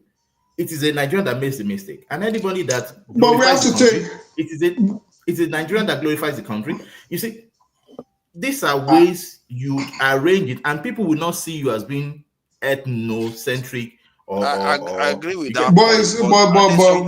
No, let me just finish what I'm saying. Let me just add, I agree with what you are saying about Abike Dabiri. Is when you shift from that position, you start saying, is that the military to you can't why would anybody go and work for this government to secure the country? The reason why that you do that is because you are not securing Tinubu. You are securing innocent people like that old lady that's running around in the church trying to escape bandits that are coming to. You're talking. You're making it sound like I don't have an option. Okay, wait. I don't understand. Because you are in the UK, for example. You can as well go to Nigeria and join the military. Why did you choose to be in the UK? No, it's based on your statement that people should not join the military. No, people who don't want to join. I'm not talking of people should not. Oh, you see, you're misquoting me. I'm not saying people should not join the military. I'm saying you have to make the military enticing for people to join. by Give them a sense of presenting reason. it well, by making people understand that this is nationhood, you must come in. And they must see reasons why, because the people you want to bring in, they are not idiots. They are not robots. They think. Actually, they want to join the military. That's the truth. A lot of people bribe to join the military. You don't know that. People are poor in Nigeria. And when You see, they join now, military, what did they you give just them say? money. What did you just say? People are poor in Nigeria That is and the they point. want to join the military. Can you now see something? But my point is People that, are see, poor. yes. Can you see another reason now? Hold on People now. are poor, so they can now become tools to oppress themselves and oppress others. Everybody, we are all tools some way or the other. Don't you know that in America, many of them join the military just to get free housing and all the rest of that comes with it? That's people true. are tools some way or the other. Why do we always act as if this is only unique? How many people do that? How many military get that in Nigeria? Like, yes, and you can vouch that, yes, this is good sense of living. Look, that's part of the welfare we're talking about. Most people that go to work, they are going to work for their own selfish interest. They're not necessarily about the job. Most people, some people love their job, while most just go to work for their own selfish interest, not for the goal of the CEO of that company. They just want to take the box, do all their job, and go home because of the salary, not because they love the CEO or they love the company. You see that? That is the truth of life. So if you are saying people are going to work for the military because they are getting money, it's the same truth. No. To Nigeria, you're mixing things up, but no problem. I think I'll still be quiet. Let me listen to. No, you guys. You can still. If you have something to add to the fact that Nigerians are joining the military because they need the money, because it's objectively true that a lot of people do that. Wait, you see, if you are a government that we have all together given our powers of governance, our power of security, protection, and everything, we simply put it together and say, okay, government take. You don't think like us again. You shouldn't think like the average person, because you have all the powers. You should think like the one who should use the powers well. And a lot of responsibility. Thank you very much for that. So when you're in that vantage point, you shouldn't be thinking myopically because an average person should want to join the military because they must eat. No. An average Nigerian should join the military because this is their country and we must make it their country. That is how you project it. And you must do everything. Please, let me just start. And it is not by statement, it is by action. What are you doing to show that this is your country to the average Nigerian to believe in the military? What are you doing? What have been done? Without that, you shouldn't join the military. I'm not saying you should. You see, you're still misunderstanding. No, I'm asking. That's why I'm asking, just to clarify. What is my point? My point is, I can't force a Nigerian to join the military. It is his decision or a decision to make. However greedy he wants to be, to his level, he is right to be greedy. But if I am in the leadership, my responsibility is to make sure that greedy people are not many amongst the numbers of people who can make that decision. But how do I convince each and every one of them to be less greedy? Is by showing them and leading them the path that they can see the result and trust my decision making to make sure that, yes, I don't need to be greedy to get exactly what my greed will get me. So by saying that, you are saying that when people join the military, let's say 10 people join the military because of money, chances are that one of them is actually a gifted person for you still don't get my point. Profession. You still don't get my point. Okay, let me try to summarize your point quickly. Your point is that the leadership is terrible, and if they do a better job, they would inspire people to join the military for the right reasons. I'm not saying they are terrible. I don't want to use that statement. But can they do a better job? Oh, they are terrible. Yes. I would say they are terrible. Well, that is left to your mind to make. I wouldn't say that. I know. You get my point. I'm visiting Nigeria next week.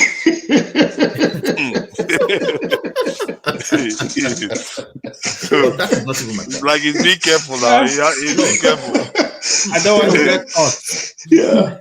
But the thing is this, I believe if we don't see greed in the leadership itself, and we see that whatever resources is being given to them even though small, is judiciously used for that same purpose, that we can come to a conclusion that yes, the resources are not enough. That is why we are not getting the results. Not that we do not even use the resources. So how can we even trust the result? Now, you see, there are two different things. For me as a person, if I'm going to join the military, these are what I want to see. I want to see a leadership that uses the resources well, who question themselves and say, why are we not using the resources the right way for those who don't use it the right way?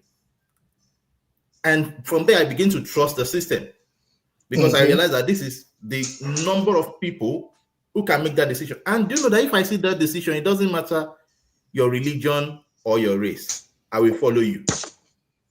Because I will understand that you are not deciding for anybody. You are simply deciding for everybody. I will follow you. I don't care who you are. So that means there's no pride in being Nigerian. No, that's the point. Look, in my opinion, I see that until the leadership, look, Nigeria is a space that you can as well become anything you want to be. If you want to be a great nation in that country, yes, you can grow that nation to be great. But it starts from the top, in my opinion, that let us lead this sense of people to have pride in their nation. For me, then, I don't think it starts from the top. In reality, I get your point. Wait, in reality, you might want to say, but the reality won't fix it permanently. It will rather try to understand where I'm coming from. Like, from your perspective, I understand why you say it starts from the top, because in reality, when you really want to transform the system, you have to start from people at the top. But to create buying uniforms, to create these people at the top, it has to start from the base. But not in a situation like we have in Nigeria presently. You wanted to say, well, buying uniforms of military, I have to pay out of their pocket. That's what you want to say, right? No, I'm even just pointing to, there's dignity in all of these things. Even to uniforms itself, to the house you live. There's a way that you take care of things. Look, there's a way you take care of your house. I know that you're a tenacious person, and I know that you are well behaved. I don't know if I have the right word. You go to somebody's house, and from the way it is organized, you know that this person is putting a lot of effort to make this house welcome and hospitable for anybody that comes in. So the house won't fix itself. These are lower level problems, lower tier problems. You call it lower tier.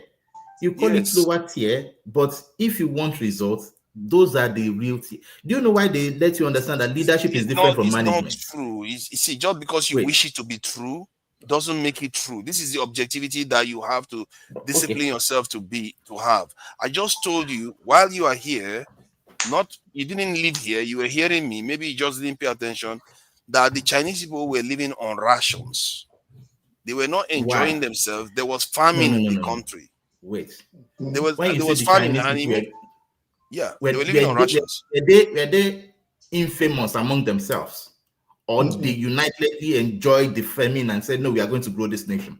What was the situation? What was the situation on the ground? Was it that there was grains and storages and the people at the top were sharing them amongst themselves, or the country was just naturally disadvantaged from growing food for the entire population? So we always have to take these things into context too before we keep harping on, the Chinese didn't have grains. It's a fair point. The decision of the Communist Party led to a massive famine that caused the death of, by Western estimates, almost 50 million people in that country. Can you imagine? What decision? What decision did the Communist Party take? Because communist system, they kind of commandeer people to go and do national projects, and they'll say these people are responsible for farming. So, but the yield of the farming wasn't as much as they expected, and they had some kind of weird superstitious thing that, at least from the West, they are saying that they implemented that didn't work. So, and that kind of stuff led to a lot of famine. A lot of people died. They were living on rations and they still went ahead and built their nuclear weapons while they were doing that. And the same thing with Russia. They were, oh my God, they were. The situation on the ground in the world at that time necessitated that the countries that could had to go nuclear. I almost said nuclear. They had to go nuclear. Mm-hmm. It necessitated that. Why We're talking about the end of World War II, for example. And then there was the brewing of the Cold War, which people at that time were not sure if an impending World War III was on the horizon. So and after seeing what the United States did to Japan, Hiroshima and Nagasaki, like you always bring up, everybody became scared and tentative and saying, listen, we have to build up our arsenal. United States, France, Germany. Well, again, Germany wasn't even in the play because they had been split by the Cold War. So it wasn't like one reason. They were like every other thing that happens in world politics. There are different tentacles. There are different arms of an octopus, right? Yeah. So World War II was there. Korea had just happened. Vietnam was on the horizon. The United States is ratcheting up all its nuclear silos. Russia is there. The space war, this race to space is happening. Economic wars are being fought. So they had everything you said is true, and it's part of the way I try to explain this thing. And the way you put it is slightly different from the way I put it, because I just go about explaining why they did what they did. But you literally described the scenario during that period that necessitated that action. My position is that if you can borrow some other person's wisdom and act without waiting for it to happen to you first or come to you. That is the whole point of security. Security is to anticipate danger that's coming for the future, not when it has arrived. It's too late. You see my point? So that is why I think. You can always, I'll tell you, like I've always reiterated on here. I think everybody would agree that especially since we have an aggressive sole superpower in the United States, especially with the dispensation of this regime of Donald Trump that has taken to breaking every law, every international treaty, every agreement, every rule that the world came together after World War II to put together. Since we have to deal with that, I think everybody would agree that it is imperative that Africa goes nuclear. Everybody agrees on that. I think everybody would agree Africa has to be able to defend itself, especially we had a threat less than 60 days ago where the United States was threatening to attack a sovereign Nigeria, not just any country, but the most influential Black country on the planet. That is a problem.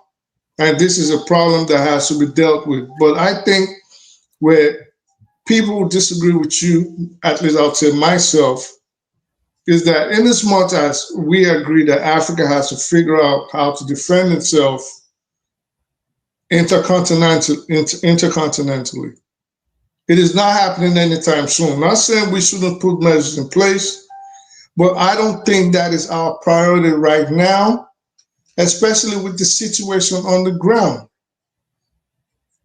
The best security Nigeria can give itself is making the people enjoy that or cherish that Nigerianness that we are all talking about right now, whereby an invading body, it'll be suicidal for them to come into Nigeria and think they can just attack it and take it over. And this is why I warned against the United States thinking it can just come into Nigeria, especially the northern part, and think they would just sit back and take all the brutality that comes with an American invasion. It was never going to happen. And I know they also came to that realization that maybe we don't want to turn northern Nigeria at least into the next theater and playground for the Muslims all across the world, at least the extremist ones, the jihadists, or even northern Nigerians themselves who happen to be extremely nationalistic. It wasn't going to happen. So now we understand all these conundrums. What is the solution? It is not nuclear weapons. It is that Nigerianness, that sense of nationalism that is sorely lacking in individual Nigerians. And how do you do that? You have to give them a sense of belonging. You have to give them a sense of reason to say, I would rather die than lose this, their freedom, justice, their welfare, which encompasses things like education, healthcare, employment. So it's not something Nigeria cannot achieve, but it's just, I think there's, like Steph said the other day, the will, the political will is lacking. I think the thing that we do where we overstate the importance of the love people have to have for their nation. People already, like, according to what the British people always say, that I find a little bit like, I feel like it's not always very credible for them to say that. But maybe they are correct when they said the reason why soldiers fight, they are not fighting for their nation, they are fighting for their friends, their comrades. That's what they are doing. Which is their nation. Yeah, but they are not thinking about the larger nation. They're just thinking about the ones that are with them. No, which is the nation. When they say a man is fighting for the man next to him, is because they have a common belief of both stepping on that battleground to die, which is their nation, the survivability of their nation. Yeah, but they are literally telling you man next to them, and you are saying it's the nation. No, I'm telling you, when you're on the battlefield, you're fighting for your nation through the man next to you. That is the nation next. That is the nation to Nigeria. They are not changing. No, it's changing it. That's not what they say. The content that they say. Hold on. Okay, maybe I should check it then. Should I check it? You should check it. Yeah, maybe it's right. After all, if it's right, it's right. Let me the check nation to you, to Nigeria, is the people around you. You know, he's thinking the geographical region of a country. Your nation is your citizen next to you that you're willing to take a bullet for. The man next to you that's going to have his face blown off and he's going to have to depend on the VA for the rest of his life. That is the nation standing next to you. You're not mercenaries. You're not going there on an individual basis. You're not going there on your own accord. You're following orders to go die or kill the enemy. And everybody in your unit, everybody in your brigade, everybody is there for the same mission, to defend your country. See, and okay, let me try to use the precise word because I said, what does it mean when they say soldiers fight for their comrades? But let me change it to fellow soldiers. Fight for their fellow soldiers. No. If you want me to read the definition, let me read the definition. I think sometimes you people want people to come on here and just start boasting. Like, what? There's nothing to read for us. Like, I will show it, not just read. So they said when a soldier fights for their comrades, it means they are primarily motivated by loyalty and sense of responsibility to other soldiers in their immediate unit, such as their squad or fire team. In the chaos of combat, this immediate bond is often a more powerful and immediate motivator for action than abstract concepts like fighting for one's country. Shocker. Again. This guy is you see how we have a distant, a broken relationship with the truth. So even when people I try that to went to you with the way I hear it, you say I'm wrong. And now I've read it to you. What do you this is your problem. And this is a Nigerian problem, and I'll tell you right now. You will be wrong over and over again. Hold on. You just keep yelling. What kind of people are that? I don't even understand you guys. All right, so relax. Let me just explain something to you. You see, this is a Nigerian problem. If Nigerians this is why it's such a boastful society. If you don't put a credential in their face or give them paperwork and say this is, at times it's like when someone speaks, can't you even hear the message in between the lines that they're telling you? And you run into chat, you run into chat GPT as if that is supposed to change my mind on forefathers' definition of the army. It's not ChatGPT, it's Google. I Googled it, and so this is you want Google to tell me. You want Google to tell me the definition of the army. Definition of the army. Seriously, this is the concept here. The concept is well known. It's not new. Yo, this guy is funny. It's like You're when they give Google AI. This is AI overview. Okay, let me go this one now. Let me. AI. Do you know what AI is? As somebody with intelligence, you should know that AI collects its data from everything out there, just like a search engine does. But we can come through here. That fact. And then but why do we fight? What we are saying as humans, we are trying to express the humanness of our statement. For you to understand what we are looking at, we are giving you reasons, but you seem not to understand. You don't, and the fact that you are locked even make me like this is a lost cause to even argue it more. But I understand your point clearly. I do. You see what you've just done. You see what you've just done. And enjoy yourself tonight. Total lack of objectivity. When they give you the result, you reject it. When they give you the answer, you reject it. There is nothing that will change your mind. Who is a nation to you, to Nigeria? Who is a nation to you? I was about to ask you something similar. What a nation to you is your country. The country that you belong to. How do you feel your country? Nation. Who do you experience? And from there you say you experience Nigeria. Do you experience somebody from the north or the people around you? You experience your country from the people around you, generally, all the time. But you travel around, depending on the way you move around. Sometimes, but there will definitely be the people around you, isn't it? Yes. That is the point we are making. That if you fight for the person around you, you are still fighting for your nation. That person could be your loyal friend. It could be your wife or your daughter. But you transcended that same feeling and it represents the nation. If you love your neighbor as yourself, for example, you can't come and love me. You love the person next to you. But that love transcends into everybody because if everybody loves the person next to them, eventually we all touch ourselves. Okay, so based on that way you are saying it right now, maybe there is a validity to it when you are looking at it from that point of view.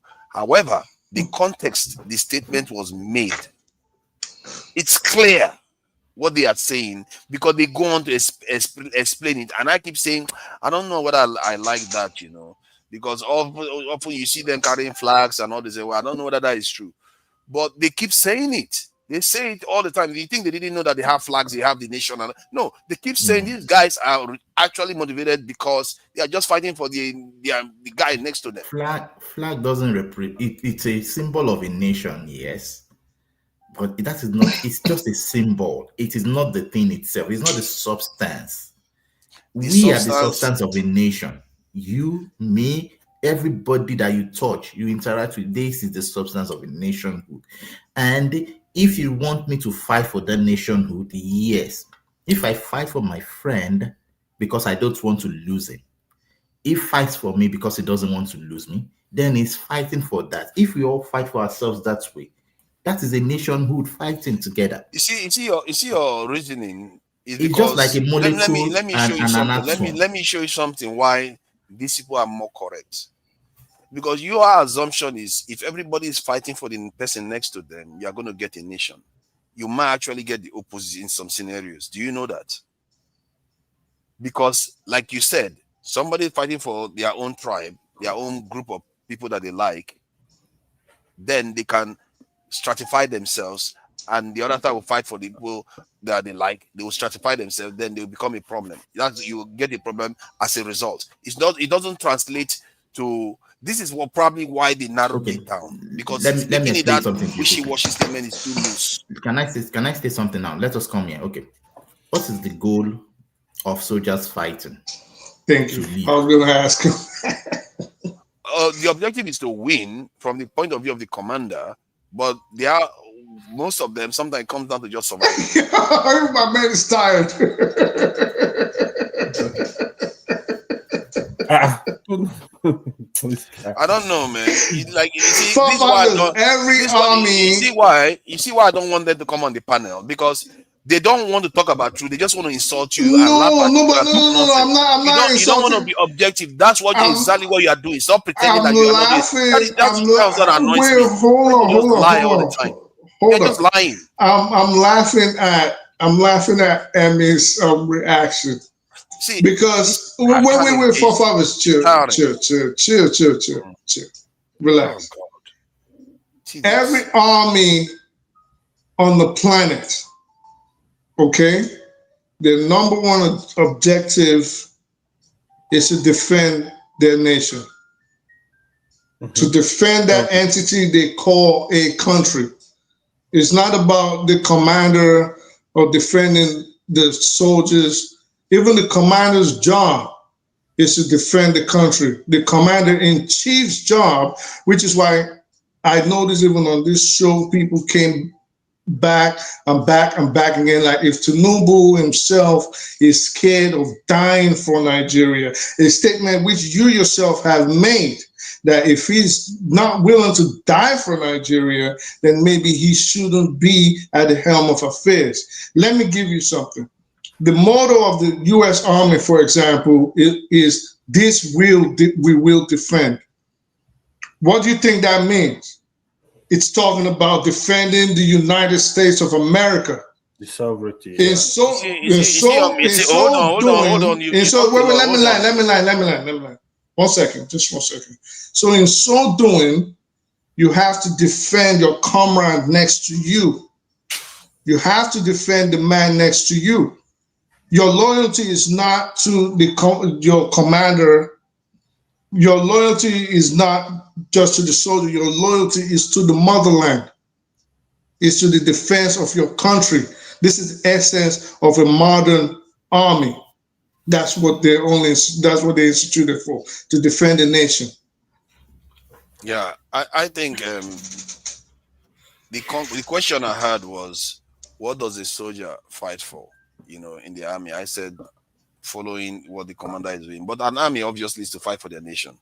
And just to be clear, the army doesn't. Many armies, you think they swear allegiance to the nation. They swear allegiance either to the constitution, to the party, to the crown, stuff like that. They are not swearing. The Constitution is the nation. What are you talking about? Why do you always like to? Again, I'm not trying to put you down. Why do you always try to win? This is the kind of nonsense we do again. Now the Constitution. Just because you want to make a point. You are not a poet. Forefathers, if you swear allegiance to your Constitution, who are you swearing allegiance to? The Constitution. And what makes the Constitution that powerful? Because everybody, this thing is hilarious. This is the book we live by. And let me let you know the difference. If the Constitution provides a president, and the president gives an order that says go after the people, even if the majority of the people are on the other side of the Constitution, that's just because the Constitution gives the president the power. Which people? Go after which people? Go after the citizens. Let's say the job. Hold on. Let's say by some conceptual scenario, the president doesn't have hold on. Let me give you an example. Something happens that requires the president to assert his power against the citizens. The military are bound. Hold on. The military are bound to obey the president based on the Constitution, that constitutional power that he has. Like when they are not allowed to obey fake orders or the illegal orders. The illegal orders can be very forefathers. You're my guy. You need to read more. I'm not even finished what I'm saying. I'm not even. Go ahead. You don't have to fight. Go ahead. I'll still break it. I'm gonna be ending this thing soon anyway, so I don't need this. I'm tired of this kind of attitude. So it's obvious The UK, they swear allegiance to the Queen. There's a reason why they do that. I don't understand why people keep arguing over nothing. There's a reason why they do that. They do that in China too. They swear allegiance to the party. Why do they not swear allegiance to the nation? It's so weird. Don't you think that something's off there? They are doing that because when it comes down to it, the military has to obey their commander-in-chief. Systems of government, you like conflicting issues, and this is why I would say, and just give me the chance, I know you'll try to cut me off the moment you don't like what you hear. Systems of government are different. The party of China, for example, still has a constitution. They run it. It's a one-party state. They're in charge of it. It is their nation. The United Kingdom, I don't know how you guys are structured, but I would assume you have a constitution placing the monarchy at the head, right? It still has a constitution that has to be followed. Unwritten constitution, which they still have to follow. So different systems of government. Now, I would assume that when we all started talking, we were talking, at least myself, making reference to modern army structures. We were talking about democracies.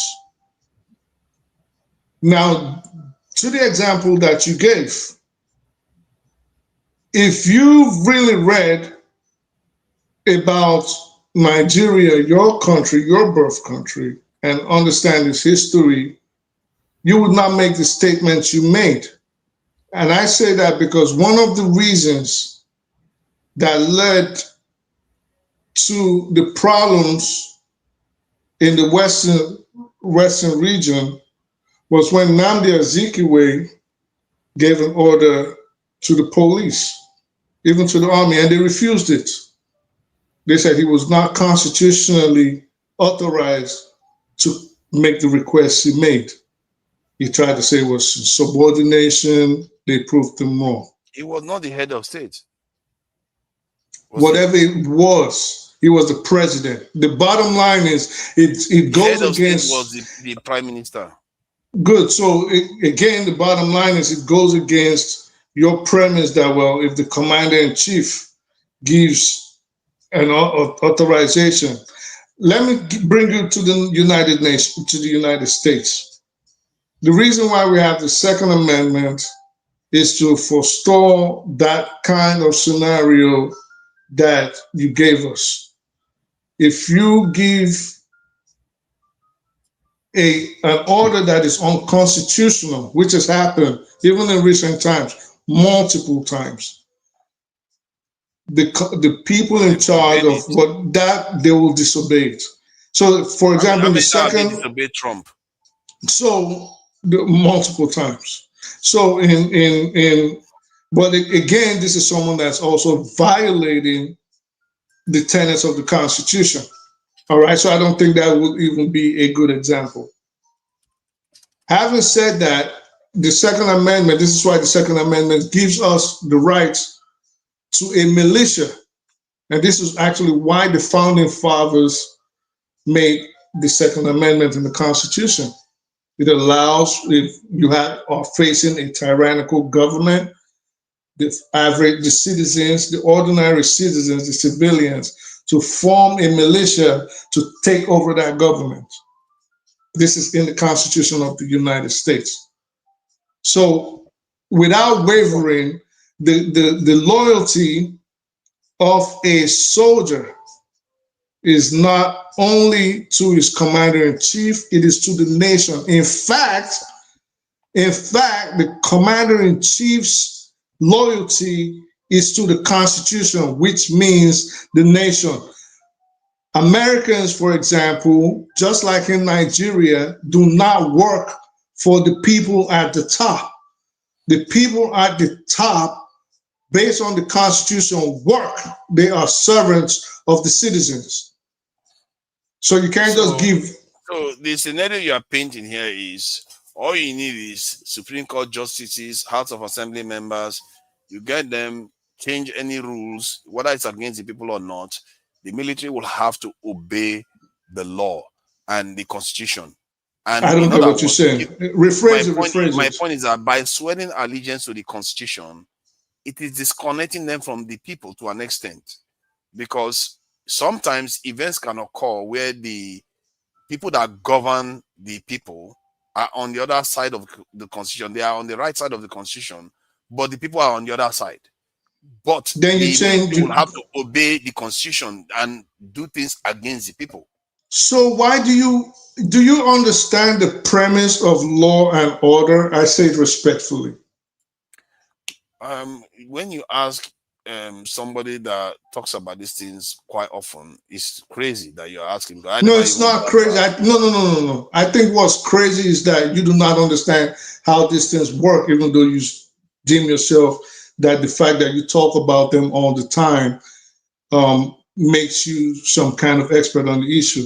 If you don't even understand the simple structure that everybody on a soil is subject to the Constitution, what then are you talking about? Every single body is subject to the written laws of that country. That is why it's called the Constitution. But that is true, yes. But if the president makes let's say there's some kind of incident that occurs, the president say, you know what, I need to nuke that city because of this national security threat.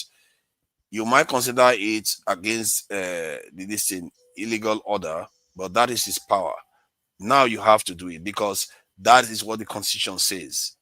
But if you are swearing allegiance to the people, you will not. You see the difference? You will not. And people don't like that because it's more. I think people that have found nations, for some reason, I don't fully understand it yet.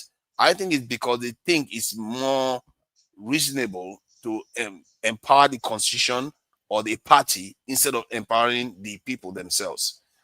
I'm not sure why. You should ask yourself that question too. Why is it that they put it on the constitution, not the people?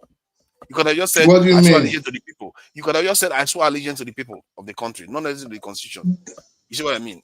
No, I don't get it. By the constitution. You can, like, when a military is swearing allegiance, they could just swear allegiance to the people, knowing that they are going to still uphold the constitution, like every other person, law-abiding person does. You see what I mean? No, I'm not getting it. No, see, when the military swears allegiance to the constitution, why is it that they chose that they should swear allegiance to the constitution when they could easily swear allegiance to the people of that nation, the citizens of that nation? The people are the constitution. Okay, for example, different things. There are two different things. How does the American Constitution start? We the people. I don't know. I know you have. Yeah, you're right. You're right. That's it. We the people. Yes, but it's still a paper and a document that they are swearing allegiance to. I gave you the scenario. An agreement that the whole country has come together, supposedly the whole country. That is the agreement that they've all come together, that this is what binds us and this is what we're going to follow. That's what the Constitution is. The people, did they say we all the people, all citizens of America? See, there's a reason why I keep saying it. Okay, let me give you an example. How about the Queen of the UK? Just to help. Give you an example. The concept. So sorry. Let me just give him this one so that he can try to get the point I'm making. Why is it that the UK they swear allegiance to the crown? Why? It's the same concept I'm trying to convey to you, that there's something about that. Why they do that? The systems are different. They're not. Every system is not the same. In the end, there has to be a supreme authority or the semblance of one. And that is where the military swears allegiance to. That is the point I'm trying to get you but to as see. They're not swearing allegiance to the people or the nation. It's to that individual or that party or that document. That's what you tend to see. Right, based on their system. And again, like I said, as we were talking, if you notice, I kept using the term modern army. So again, I'm going to reiterate. When I use the term modern army, I was talking in terms of a democracy. Maybe not necessarily throughout, but a democracy. So the structure, again, remember the argument was, who is the man next to you fighting for? This was how it devolved into all of this, or evolved into all of this. So it started from you and Emmett talk about the man in the battlefield. Then now we start talking about systems of government. So it's not just, we're not looking at just the UK. You also brought up China. You also, and I brought up places like Nigeria and places that emulating like the United States. The purpose of, I feel like the idea was to, in case when situations arise, when the people are on the other side and the government are on the other side, so that the military will know where they have to take their orders. Because if they put their orders on the people, they will disobey their commander-in-chief. They will not listen to the commander-in-chief, and it might actually not be good. You have to listen to the Constitution. Yeah, the Constitution. In the case of China, is the party. In the case of the United Kingdom, but we're not talking about China. You keep conflating issues. If they, we are not talking about the same thing. I keep trying to get you to see the concept. You are busy trying to talk about America. Okay, I'm trying to tell you the concept that what is happening there. If you said the army in China right now, who is the army, or what is the army in China? What is their primary function? Who are they constitutionally authorized to defend? The chairman of the party or the country of China itself, the sovereignty of China? The people, what they defend is the people they take the law from. That they take the no. I mean, is that what you've seen, or is what forefathers is feeling like? No, hold on. The people that when you swear an oath to somebody, because there is a difference actually. Let me try to explain it once. If you swear allegiance to a party, like in the case of China, it means that party's loyalty is what you have. If the party says attack the nation, you attack the nation. If the party says attack another nation, attack another nation. That is what it is. You might not see it. Is it based on forefathers, or is it based on the Chinese constitution? No, it's based on the Chinese constitution. It's based on all constitutions. Almost all of them do the same thing. I keep telling you, you are not listening. All constitutions. I don't have any loyalty but many to of them the commander-in-chief. Not even to the commander-in-chief. It's either to some, like in the case of the UK, the crown, like a throne, and then in the case of America. But that's different. The systems are different. Again, but if we were talking about Nigeria. Hold on. One thing they have in common is that they are not swearing allegiance directly to the people. All right, so let's go back on, because this is why I said sometimes we always have this problem where you start discussing, and because again you want to win it, then you take it elsewhere, and then we're all over the place. So it was about Nigeria, the Nigerian army. Let's take it back.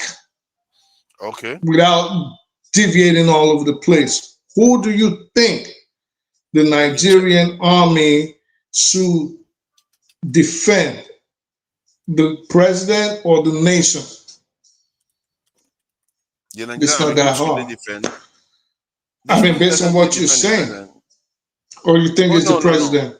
In terms of defending, generally should, of course they should defend the nation, but it doesn't mean that they can't use them to attack the nation. What is the primary objective of the Nigerian army?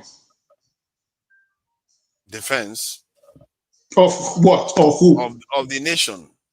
So what are we arguing about? But they can still attack some part of the nation. Whatever contradicts what the army, the commander-in-chief wants to do. You are not understanding my point. You are conflating two different things. It's like saying a gangster, how do I put it, a hoodlum or whatever you call it, gangsters, they listen to their boss. It doesn't mean that same boss is not going to order them to do something that against somebody that they like. They will still have to obey it. That's how militaries behave.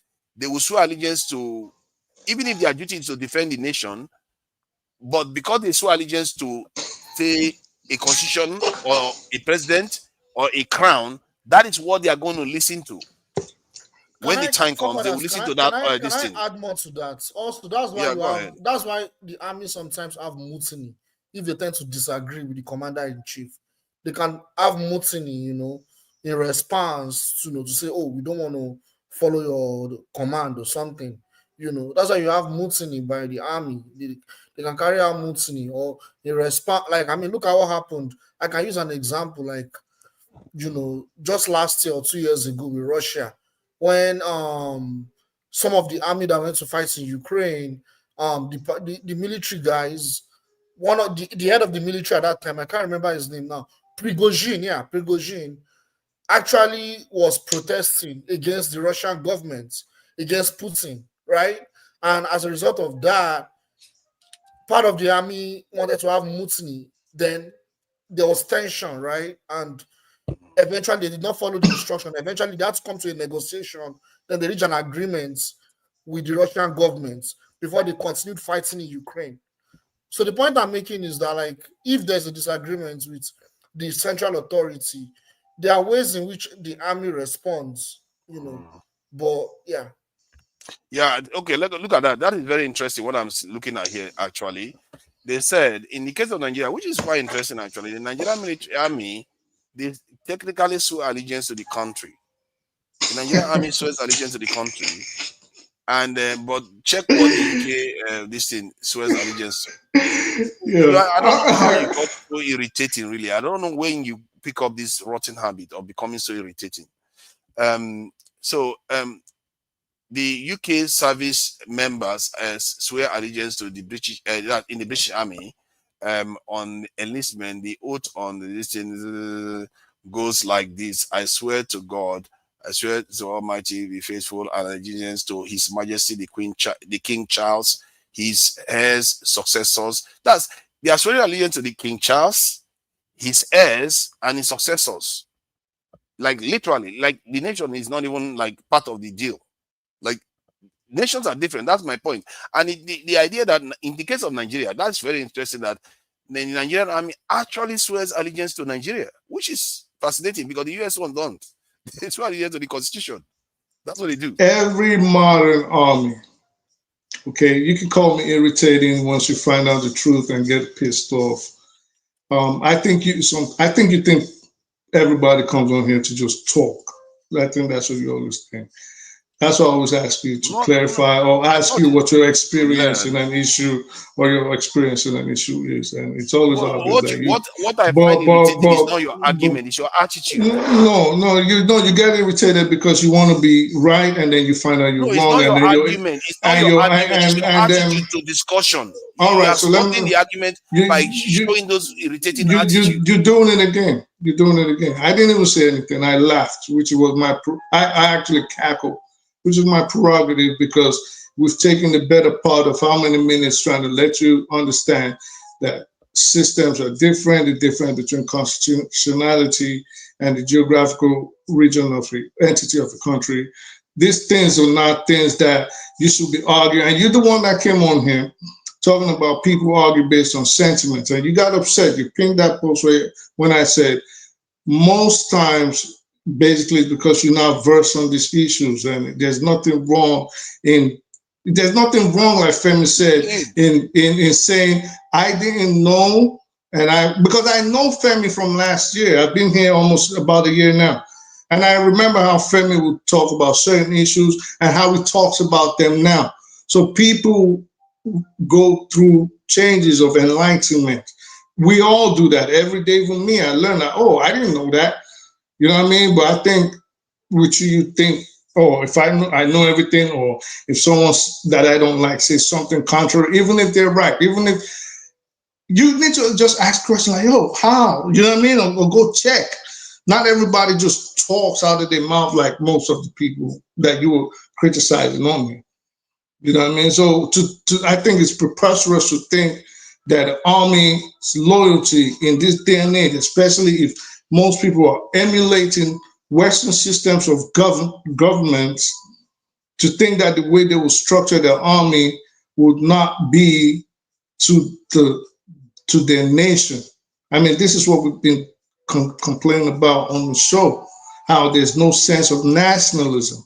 There's no sense of nationhood in Nigeria. So I think it will just be, again, not being condescending, but it will be common sense. to just know.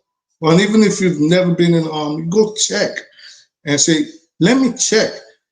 Instead of, oh, it's my sentiment, this is how I feel, and this is the, yeah, they have to be. Check no. what? What are you talking about?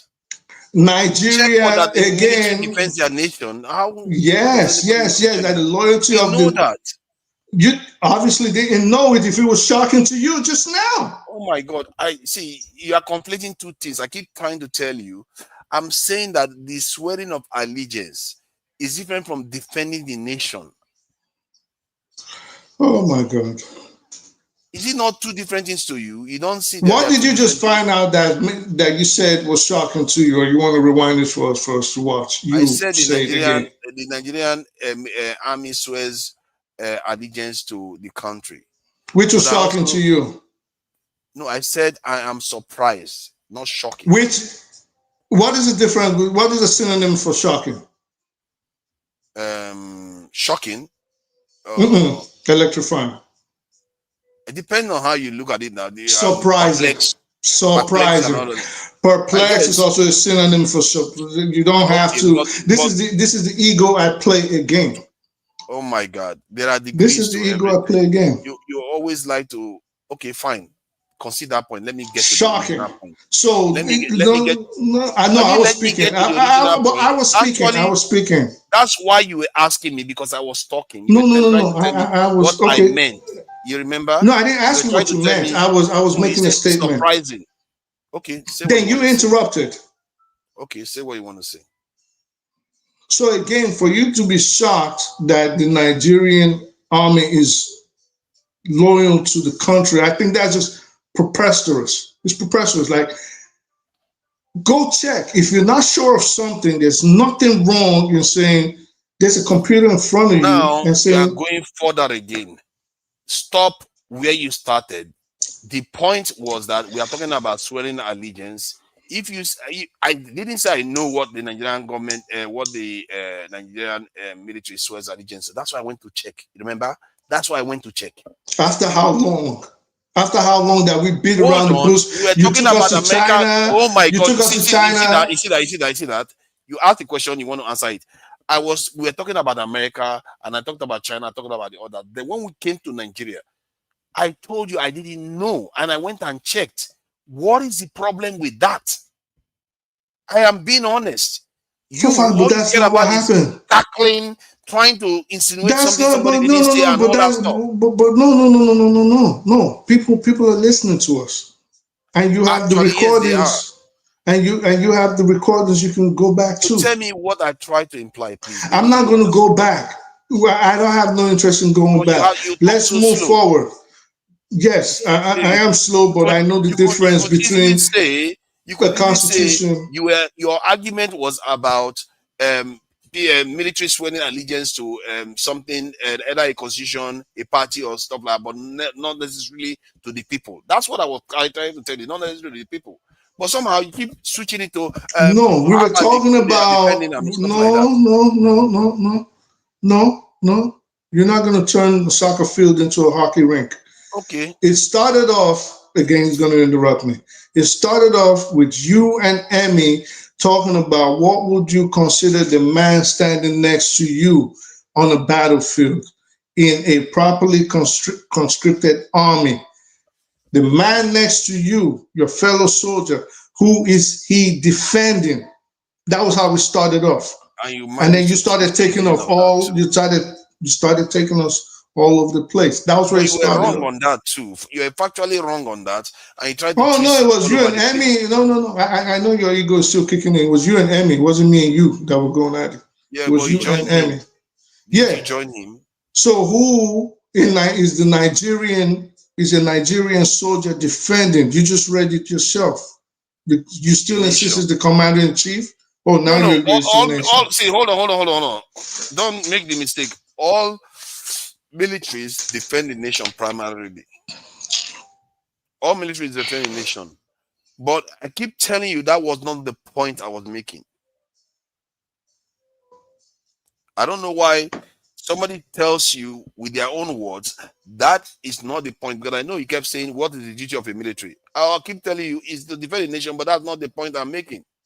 The point I'm making is that they are swearing allegiance to these institutions because at some critical points in history, they might need to act against part of their citizens, because that means if they swear allegiance to that citizen, they may not be able to act against the citizens. They have to listen to their constitution and their commander-in-chief at that point. That is how a nation seems to function.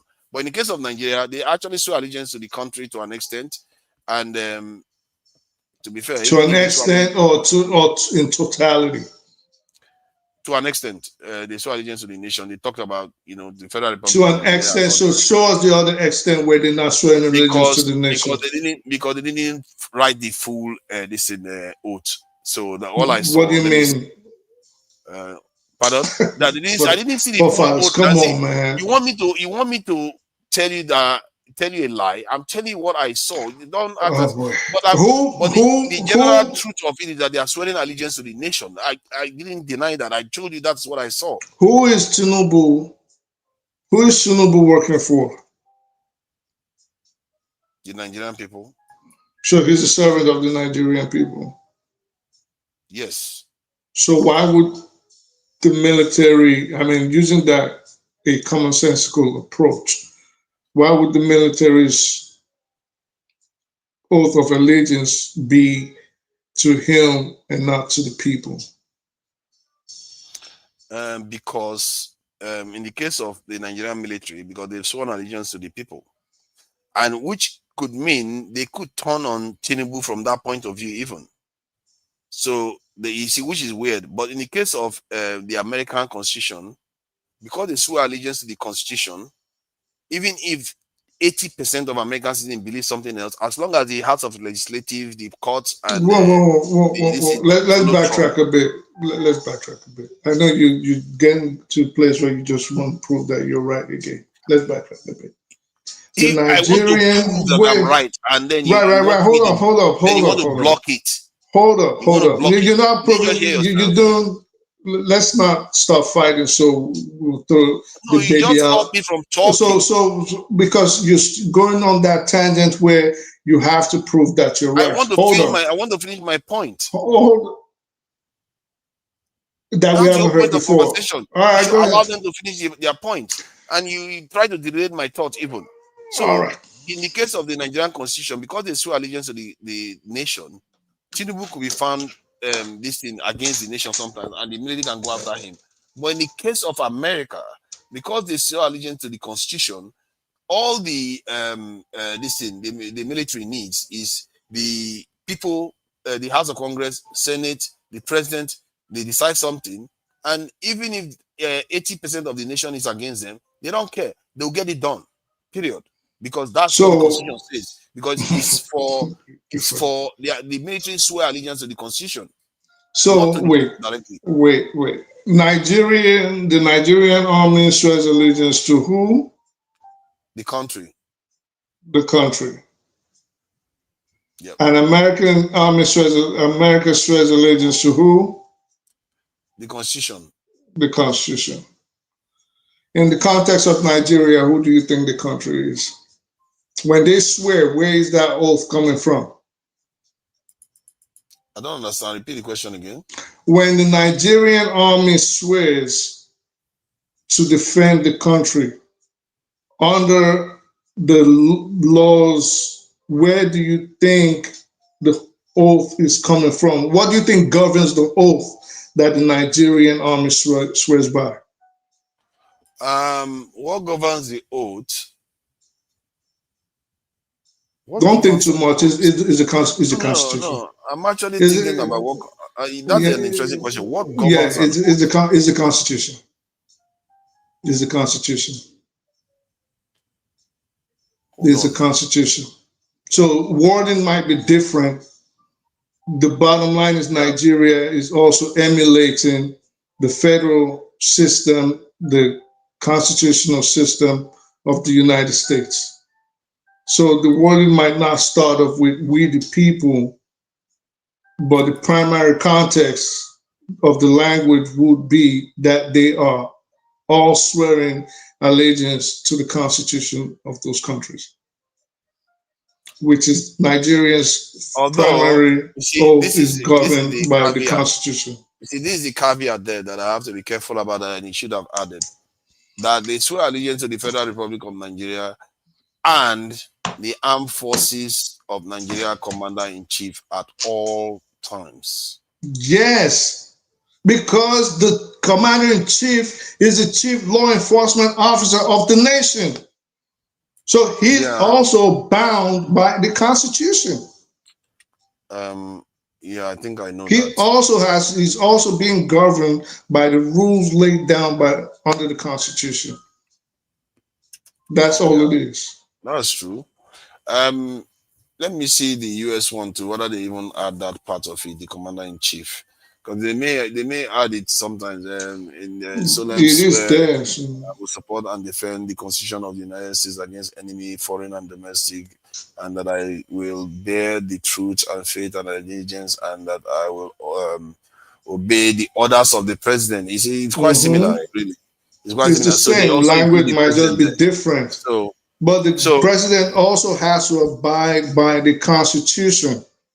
So that's why I gave you a scenario. I just gave you a scenario just now. Like, American population might be against something, but because the Constitution says all you need is the Congress, the Senate, and the president, if they decide on something, like in the case of Israel, you have no power against them. Yes, we do. This is why we have the Second Amendment enshrined in the Constitution to be able to change tyrannical governments. There's also that caveat. Hold on, just hear me out. Hold on. Did they say the Second Amendment is to potentially overthrow the government? Yes. Okay, let me. Yes. In the case of a tyrannical government, the United States citizens are allowed to form and regulate a well-regulated militia. So we are allowed to form militias if we are faced with a tyrannical government. Okay, they say the Second Amendment of the United States, a well-regulated militia being necessary for the security of the free state, the rights of the people to keep and bear arms shall not be infringed. So it says the right introduces militia, liberty, important to defense and liberty, consider important to defend and liberty. The right of the people to keep and bear arms guarantees that individuals have rights to possess and carry weapons shall not be infringed. The legal listing. Does it say anything about being able to remove government? Let me just find out. What do you think a militia is? A well-regulated militia means it is outside the tentacles and the control of the federal government. That's what a militia is. That is why we're allowed to carry arms. That's why the right to bear arms is sacrosanct in the Constitution. Yeah, I wanted to find out that. No, you see, I asked, does it say or imply to use it to overthrow a government when necessary? He says no. The Second Amendment does not say or imply that the individuals have the right to overthrow the government. I don't know. Where did you get? Okay, did I get that wrong? Where did I get it? Yeah, what did I say? No, I mean, where did I get it wrong? Did I ask the question wrong? If you want me to change the question, I can rephrase it. Because the question is about Second Amendment. If it says it's not meant to overthrow the government, where did you get that part from? You just don't run around overthrowing a government that is legal. The Second Amendment, and maybe you want to check court precedents, okay? It's in place and enshrined. And this also allows people the right to bear arms. It is in there in case you are facing a tyrannical government. It doesn't say, well, I don't like the president's face. I'm just going to get 10 of my boys and we're going to shoot it up at the White House. No, that's not what he says. You're facing a tyrannical government.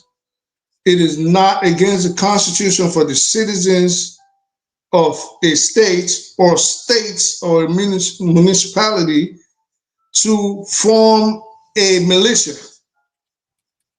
and say this government I'm keeps trying to ask the violating question where this you asked me. government keeps violating the Constitution of the United States, we're going to take it over. This is just what the Second Amendment says. It doesn't say, oh, the government is doing good. Oh, oh, I don't like people voted Republican or Democrat. We're going to take them over. No, the government keeps violating the rights of the people, tyrannical.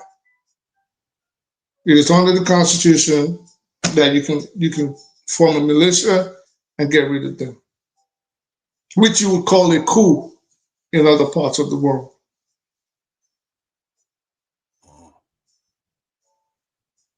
Yeah, but they are struggling to say that it is okay. Let me see the philosophical view. That's the most flexible one. The amendment was influenced by the concern that citizens should be able to defend themselves against oppression. Legal view today, the Second Amendment protects the right to own and carry arms for lawful purposes, not rebellion. So, you see, that philosophical one is where you fall in. Maybe you are right from that point of view that maybe. No, you're looking at the court precedents. When people probably went to court and disputed why their rights to bear arms was being infringed, and they'll say, well, yeah, you have the right to bear arms, but maybe you shouldn't be thinking about rebellion. But the Constitution actually, it's not for that too. If you try that exactly, but the Constitution of the United States actually authorizes and grants the rights of the citizens to be able to form militias in the face of a tyrannical government. I want to read that. That philosophical one seems to imply that they did it because they were worried that it could be kind of a tyrannical. This thing is part of the reason why they introduced it. But I think let's leave it at there. We've covered enough ground. We found that even as much as we like to believe, I will be generous to say both of us have work to do with our relationship to the truth. Personally, if I'm to state one thing, we should be able to hear each other out and try to, how do I put it? Yeah, just hear each other out, and maybe there will be something to be learned. That should be it, really. Yeah. Have you got anything to say before we close out? No. All right. Thank you for coming in. And Aladdin Kelly, I see you there, Aladdin Kelly. Dickerfield, I see you there. Tay Girl for Life. Tay Girl for Life, thank you for joining us. And this was supposed to be brief, really. It went a bit too long, to be fair. OBM4. I'm seriously beginning to think that I should just have sometimes do online and take questions and answer the questions precisely as much as possible with people. Because when they are jousting you and arguing with you, that is not getting to the truth necessarily. That is teaching you how to argue. It's not teaching you how to get to the truth of a specific question necessarily. It's teaching you how to argue, speak, and stuff like that.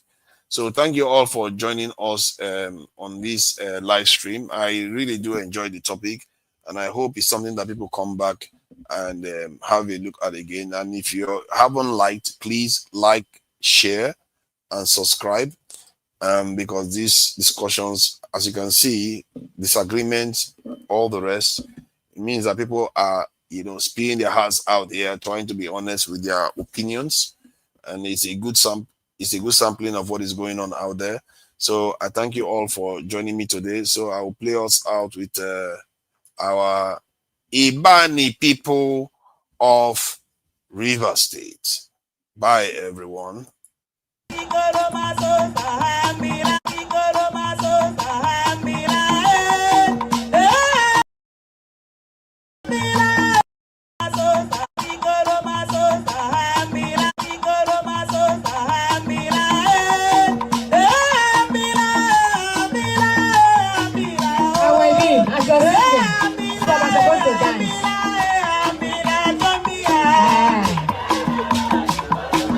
You will dance especially for me today. Yeah. Yes.